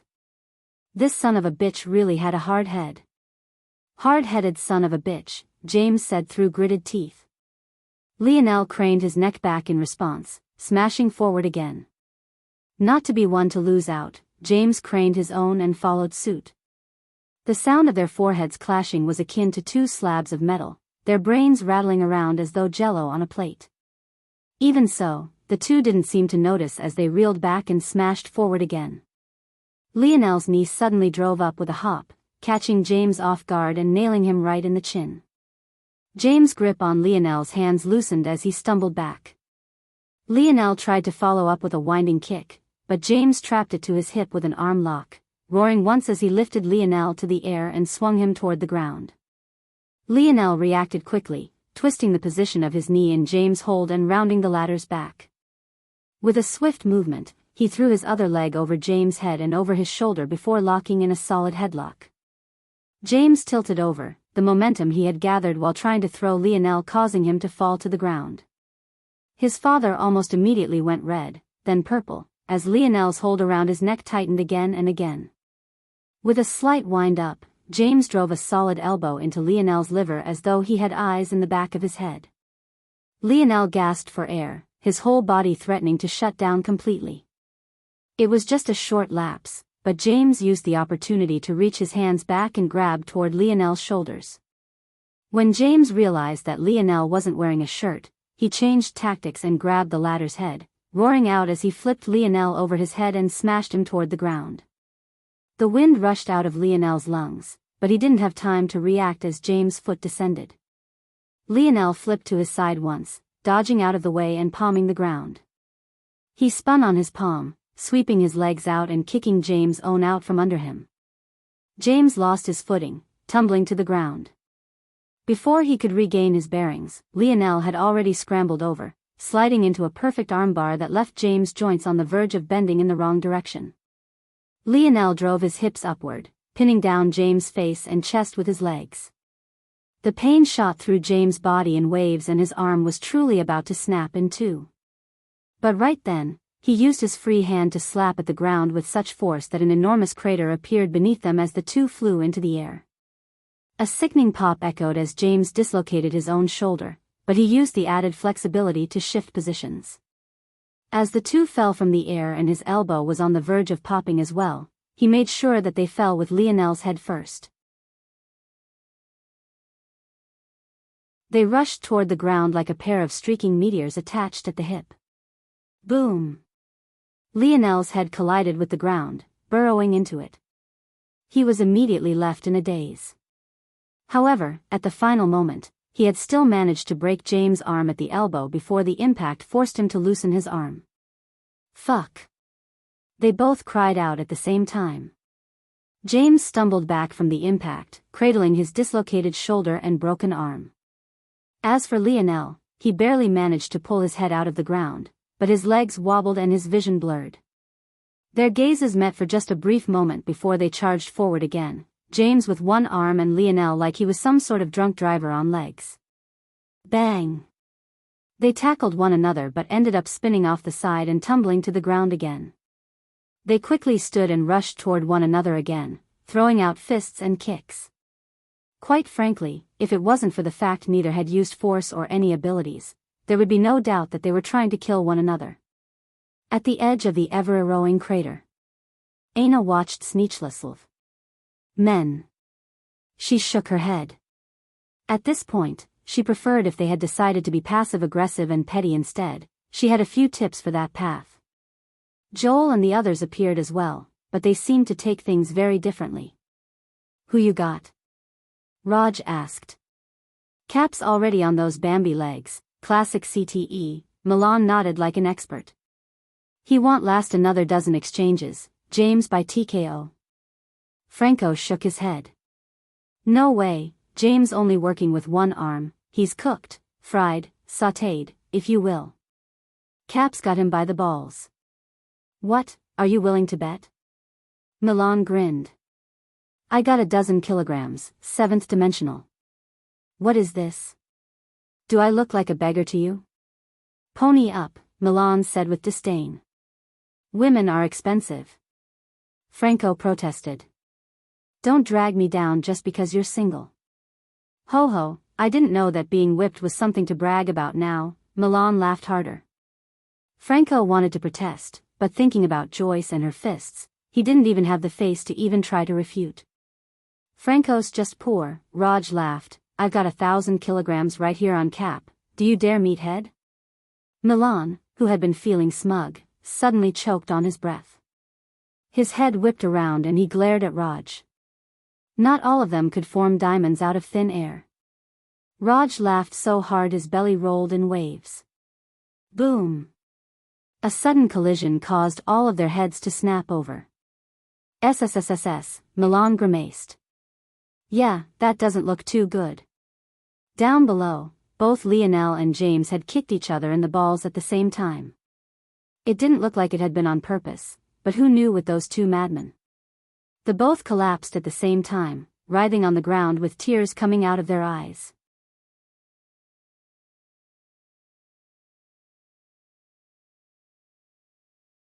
Chapter 1910.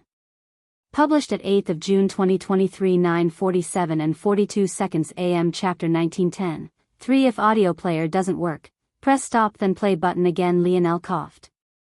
Son of a bitch. He held on to his balls as though he was cradling precious porcelain. His eyes threatened to pop out of their sockets, veins writhing across his forehead. Fuck, James gasped, even your balls are hard, why does my foot hurt? Did sis put a chastity belt on you? Damn, how whipped are you? Fuck you, Lionel wheezed, his eyes tearing. Forget your foot, what about mine? I would have thought fucking all those prostitutes finally caught up to you and your dick fell off. I swear I hit nothing but bone. Don't mention that to me, that's still a sore spot, James whimpered. He still had no idea if Samoa was a real person or not, or if he had been toyed with the entire time.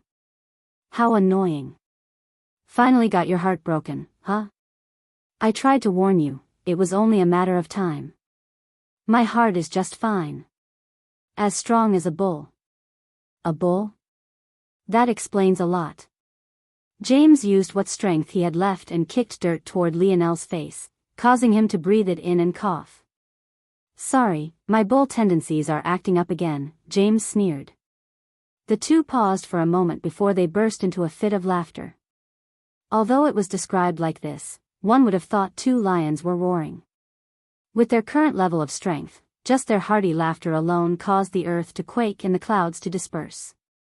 It could only be described as valiant. Moments later, the two struggled to their feet, ending up leaning on one another just to stand. The tenderness between their legs didn't allow them to walk normally.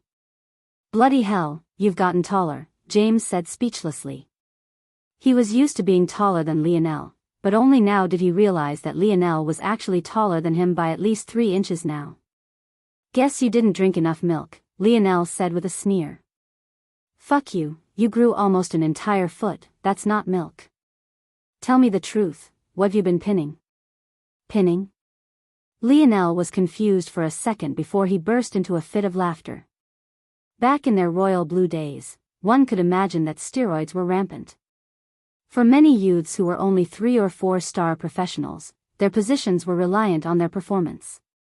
Plus, with the advancement in technology, only the most horrific kind of steroids actually still had poor side effects. So it was unsurprising that its abuse was everywhere. It had just been so long since Lionel heard of something so mundane that he couldn't help but burst into a fit of laughter. James rubbed his nose, his other arm still wrapped around Lionel's shoulder. I know I'm hilarious, but if you keep laughing so hard, I'm gonna think you've fallen in love with me.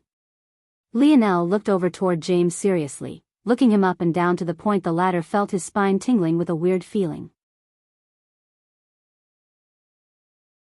He suddenly felt the need to back away. You're not nearly handsome enough for that, Lionel said seriously, shaking his head. James was speechless. Hey, I ranked 1034th on the eligible minor list. I must be way higher now. I could be a runway model if I really wanted. Lionel looked at James with no small hints of disdain. 1034th? You don't feel ashamed? Plus, how long has it been since you've been a minor? Talk about peaking in high school? James grinned.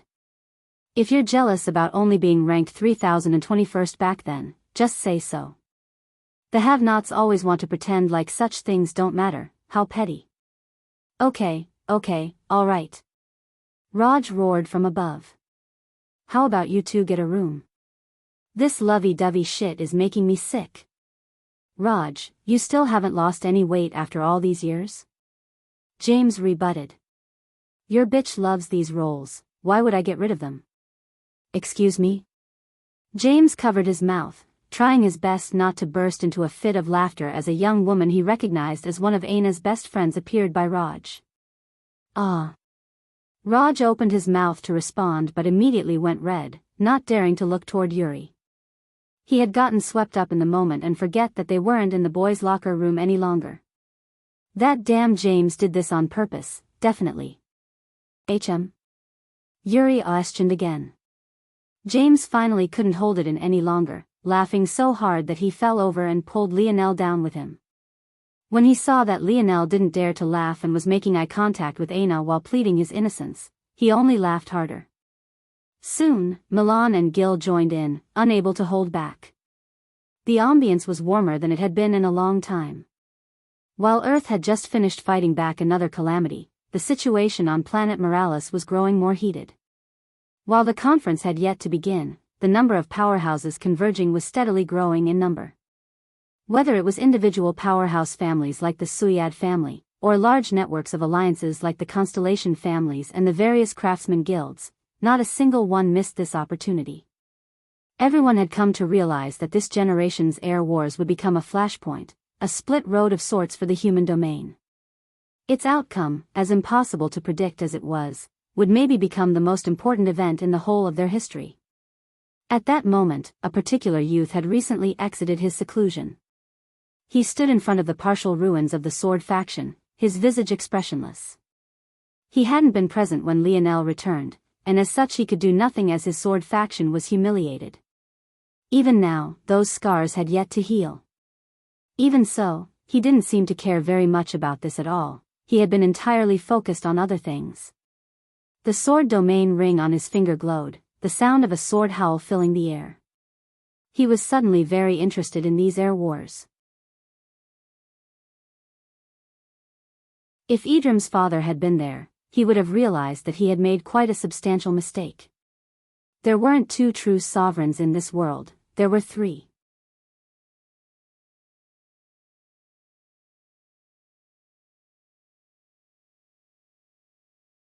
Chapter 1911. Published at 8th of June 2023 9:47 and 40 seconds AM. Chapter 1911. Painted. If audio player doesn't work, press stop then play button again. Lionel sat on his heels by Ellerin, his sigh painted in the depth of his eyes. Seeing Ellerin here like this, beaten unconscious by James, he already knew that old Hutch was dead. If it was anyone else who had killed old Hutch, Lionel would have already flown into a rage. He hadn't seen Hutch for a very long time, and during their interactions a few months ago, it hadn't been for very long. However, Lionel still felt that he owed a lot to this man. As a man of the Fox Imperial family, he owed Hutch due to his sacrifices. This man had given up so much for his duty, and he deserved nothing short of respect. He had done things that even Lionel wouldn't claim himself able to do. As a man who lived for himself, though, he owed Hutch even more. This man was someone who had mentored him, and although they had never seen eye to eye, he was the one who laid the foundation for Lionel's spearmanship. Now seeing the man who had killed him, Lionel would have thought that he would be infuriated to the point of killing him outright. But knowing that this was Hutch's grandson, he found it difficult to do so. Although Hutch would never ask him to spare Ellerin out of his own duty, that didn't mean that he wouldn't hope for this to happen. Lionel thought for a moment, not entirely sure of what to do. A shadow passed by him and James appeared. He was a tough one. From what it sounds like, he went down pretty easily, Lionel said with a raised eyebrow. Well, that's because in me, James laughed before becoming serious. His ability index is very powerful. If not for the fact that I can completely counter it, things wouldn't have ended so simply. It seems to me that he placed a lot of effort on learning to control his ability index mostly because it was so difficult to use. It also benefited him because his ability index is so powerful. But once he lost it, he couldn't output even 1% of his power as a result. What was his ability index? James explained it as best as he could. Most of it came from his own instincts, so the details were fuzzy, but this alone was enough for Lionel's eyes to narrow in understanding. A time-based ability index. Indeed, Ellerin would be quite alone in this aspect. James had done quite well to take his own ability index to the extreme, but it also had to be considered how common James' ability index was. Although James was fairly alone, the amount of information he could find on the energy shield ability index was practically endless. Just for context, even within their friend group alone, James wasn't the only one with it. There was still Milan who had this ability index as well. However, for Ellerin, he probably didn't even know what the 5 tiers of his ability index was. Usually, tiers were created after observing tens of thousands, usually millions of people with the same ability index. Only then could an accurate assessment of the tiers be made. But with such a rare ability, how could such a thing be possible? Ellerin probably didn't even know which of the tiers he fell into, and he likewise wouldn't know how to improve his ability index without fumbling around on his own, and even then it would be imperfect. For all Ellerin knew, he was improving his ability index down the wrong path. With so much on his plate, how could he have time to hone other abilities? Outside of his blade, he had nothing. But in James' domain, even that was rendered useless. Honestly, Lionel couldn't think of many who could defeat James, but he could think of many that would have performed a lot better. The main weakness of James' domain was obvious. He could sap away atmospheric force, but that did nothing to the force inside of your body. Unfortunately for Ellerin, his ability index was entirely reliant on observing outside forces and then executing his next steps based on that. When James said he perfectly countered Ellerin, he wasn't lying. After a long while of silence, Lionel exhaled and pressed a finger forward, pushing it down onto Ellerin's forehead. At that moment, Ellerin suddenly reacted and his blade shot out with a great amount of speed. He didn't seem to be awake at all, but his body still reacted instinctually. Even so, James reacted faster, an energy shield appearing between Lionel's neck and the blade. Without any more fanfare, the blade was stopped and Lionel's finger pressed onto Ellerin's forehead. A seed was formed and Ellerin was quickly bound to Lionel much like Harmony had been. Ellerin's eyes struggled to open, but in doing so, he coughed up a mouthful of blood. The blurriness in his eyes were too great and he couldn't see anything above him. The sun felt far too bright. At that moment, though, a warm current passed over him and seemed to alleviate the worst of his injuries somewhat. Ellerin's vision finally cleared, but when he saw that it was Lionel who was above him, his expressionless gaze turned cold. At this moment, he didn't see Lionel, he saw a member of the Fox Imperial family. The difference was subtle and yet it made all the difference. "I would retract that gaze if I were you," Lionel said coldly. "Not only is your life in my hands, but a person willing to murder their own grandfather like you has no right to look at me or anyone like that for that matter. Regardless of what you think the Imperial family is guilty of, at the very least it's not patricide. Whether you want to or not, they'll make you slave for your whole life for the sake of the cause your grandfather devoted himself to. Maybe then, when you die, you'll be able to look him in the eye." Lionel's voice was cold and carried not the slightest hint of care. Even facing Ellerin's hostile gaze, he was unmoved. As far as he was concerned, allowing Ellerin a chance to live was already his act of mercy. He owed him nothing else.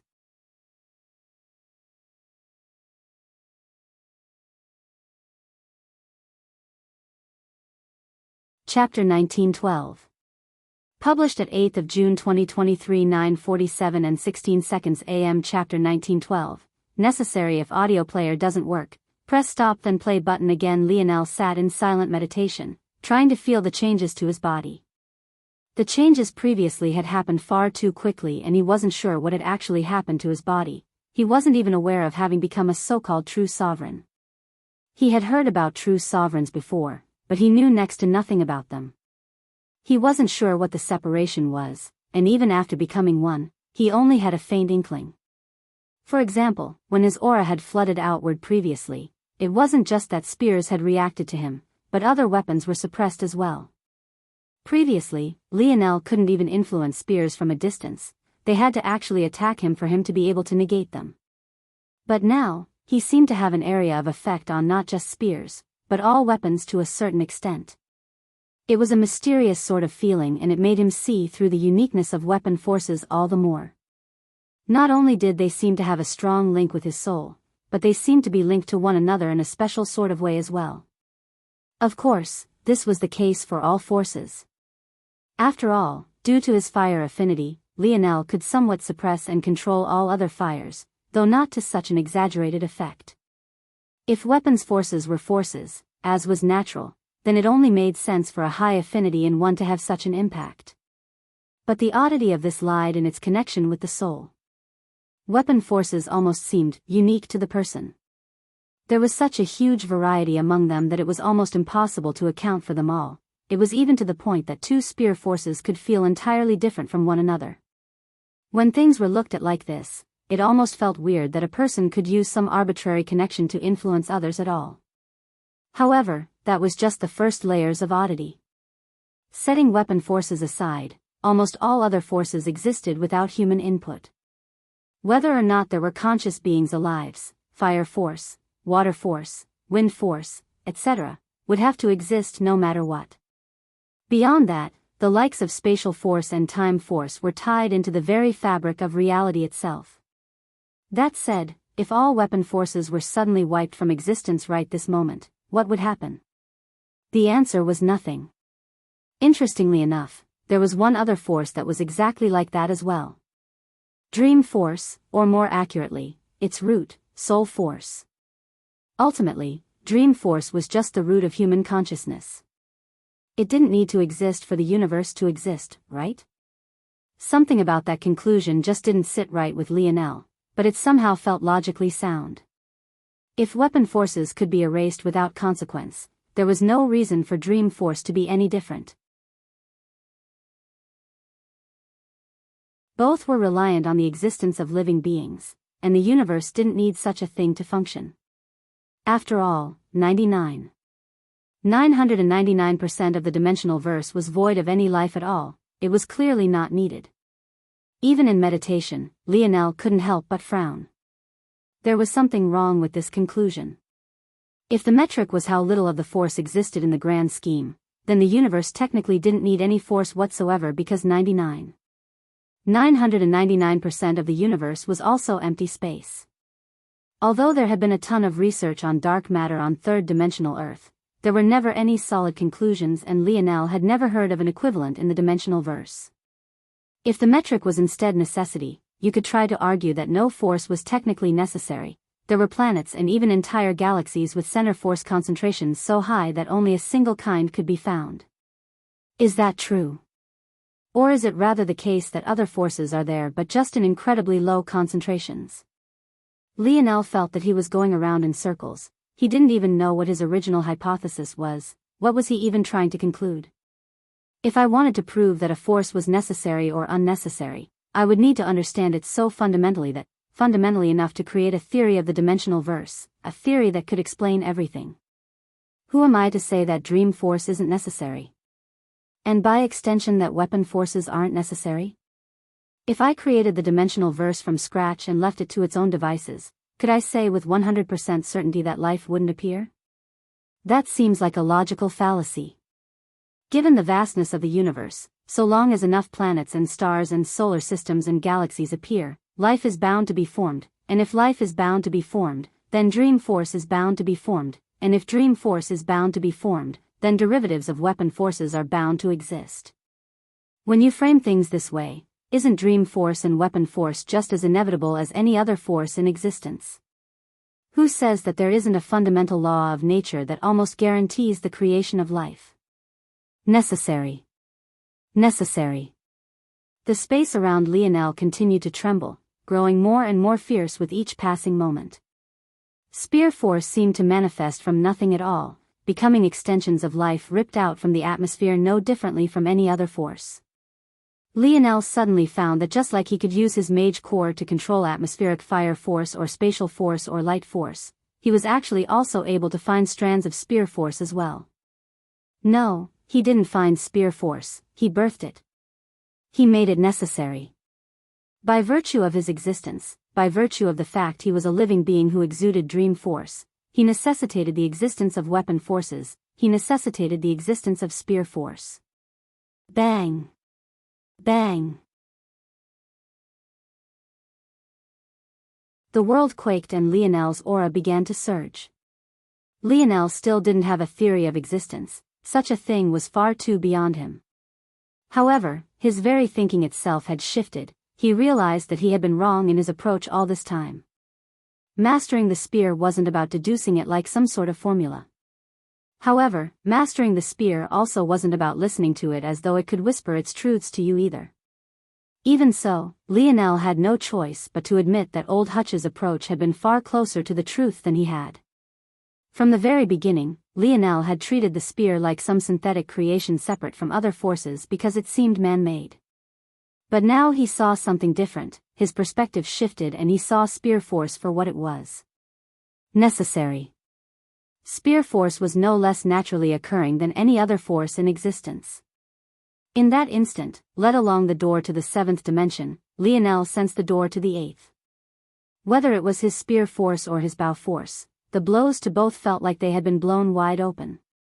Lionel's body trembled and a shocking pulse of bow force radiated out from his body. His bow force, which had always been a delicate white color, began to shimmer and change, becoming more and more gold with every passing second until it suddenly became no less resplendent than his spear force. The barrier to Tier 5 shattered, and then the barrier to Tier 6 shattered right after it. In one single step, Lionel crossed from Tier 4 of the 6th dimension to Tier 7.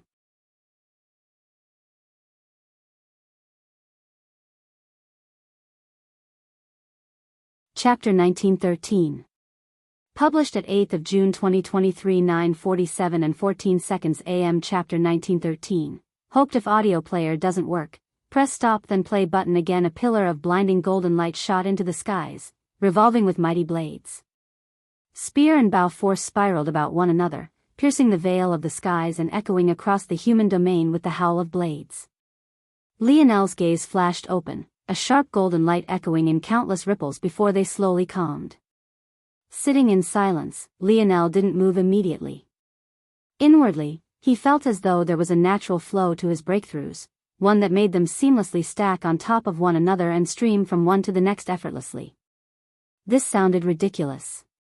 After all, Lionel entered the 6th dimension with dimensional cleanse. He crossed into Tier 3 using dream force, then he crossed the watershed of Tier 3 and Tier 4 using earth force, and now he crossed into Tier 7 using spear and bow force. It was nonsensical to think that he was flowing from one to the next smoothly, and in fact, it felt quite ridiculous. However, the more Lionel thought about it, the more beautiful he felt it was. To Tier 3, he had expanded his views on dream force. The demoness had such a grasp of dream force that others just thinking about her existence would alert her. It was a level of control and comprehension that even the current Lionel couldn't hope to fathom, and he couldn't even quite see the road to reaching such a level just yet. To enter Tier 4, he expanded his views on earth force. He realized that earth force wasn't some intangible object, and it was actually a fundamental part of life. The human body couldn't survive with the perfect balance of minerals within it, and this was something that could only be carried on by earth force. On the surface, earth force and its constituents could simply be classified as inorganic, and this would fundamentally be true. However, at a deeper layer, it was more than just that. And now there was spear force and bow force. Ironically, much like he had with earth force, he realized now that weapon forces weren't as inorganic as he had once thought, and from a certain perspective, they were necessary. The flow from dream force, the foundation of life, and then subsequently toward the comprehension of forces he hadn't given enough credit in the past. He seemed to be moving toward the extremities of creation and the secret of life, something that left him fascinated, especially since his most fundamental ability was apparently as a destruction sovereign. He didn't believe it was a coincidence and things were flowing as they pleased. Once the time came, he would relay his foundation by going through dimensional cleanse, as he had before, then he would need to go and get the 7th dimensional layer. He hadn't expected to reach Tier 7 before the Air Wars even began, but now that he had, this would make things far easier. I hope you guys will make things interesting, Lionel chuckled to himself, standing to his feet. Everyone. Lionel's voice echoed. Let's go set the world on fire. Lionel walked out of his room with a booming laughter, but when he looked outside, he found everyone lazing around. James, who was snoring on the couch, opened an eye and waved a hand. Morales territory is how many light years from here? What are you yelling for? Let me sleep. Lionel looked around speechlessly for a moment. Was he the only one with any energy left? Everyone seemed completely spent. You guys fought just one war and you're already finished. I'm embarrassed for you, Lionel said, shaking his head. In response, a rain of pillows flew toward Lionel and he could only laugh and dodge out of the way. Indeed, it seemed that everyone needed a rest. That was no big deal. There was still a ton of time. The conference was only starting around now, and he was sure that the Morales would stall a bit more after that, so they easily had several months before they had to make a move. Lionel suddenly looked in a particular direction. With a wave of his hand, the doors of the flagship opened up and Noah appeared with Jessica by his side. The two landed on the bow of the ship, and though they were a hint surprised by the sudden opening of the doors, they strolled in nonetheless. When Noah saw Lionel, he hesitated, feeling a hint embarrassed and another hint complicated. The last time they talked, Noah had proudly stated that he would remain and protect Earth. However, not even a few weeks later, he had embarrassed himself. Let alone protecting Earth, he couldn't even defeat a single threat. If not for James, he would have died at Elleren's hands, and if not for Lionel's plans and Ana's direction. He didn't even want to think about what might have happened. Even his father ended up severely injured after that battle, and what had he been able to do? Absolutely nothing. Lionel smiled when he saw Noah. Come in, come in. I was just talking about how lazy these guys are, they can learn a thing or two from you. Noah smiled bitterly. He knew that Lionel was trying to make him feel better, but someone who was as internally driven as Noah wouldn't be so easily appeased. If anything, such an approach only made him feel worse. It felt like he was burdening others with his emotions. Seeing this, Lionel smiled and didn't say anything like that again. We're all just relaxing, you two come and sit. Noah lowered his head. Lionel, do you mind if you want to join the Air Wars? I thought you'd never ask, Lionel said happily. I was really disappointed when you said you wouldn't join before. Hearing this, Noah felt the weight on his chest lighten considerably and he gave Lionel a grateful look.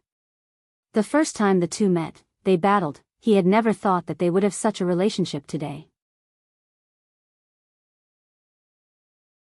He didn't know if the Air Wars had his answers, but he truly hoped so. You're tuning into the Biyao's Wuxia Chronicles YouTube channel. Don't forget to subscribe and join us on this journey to catch the most captivating stories.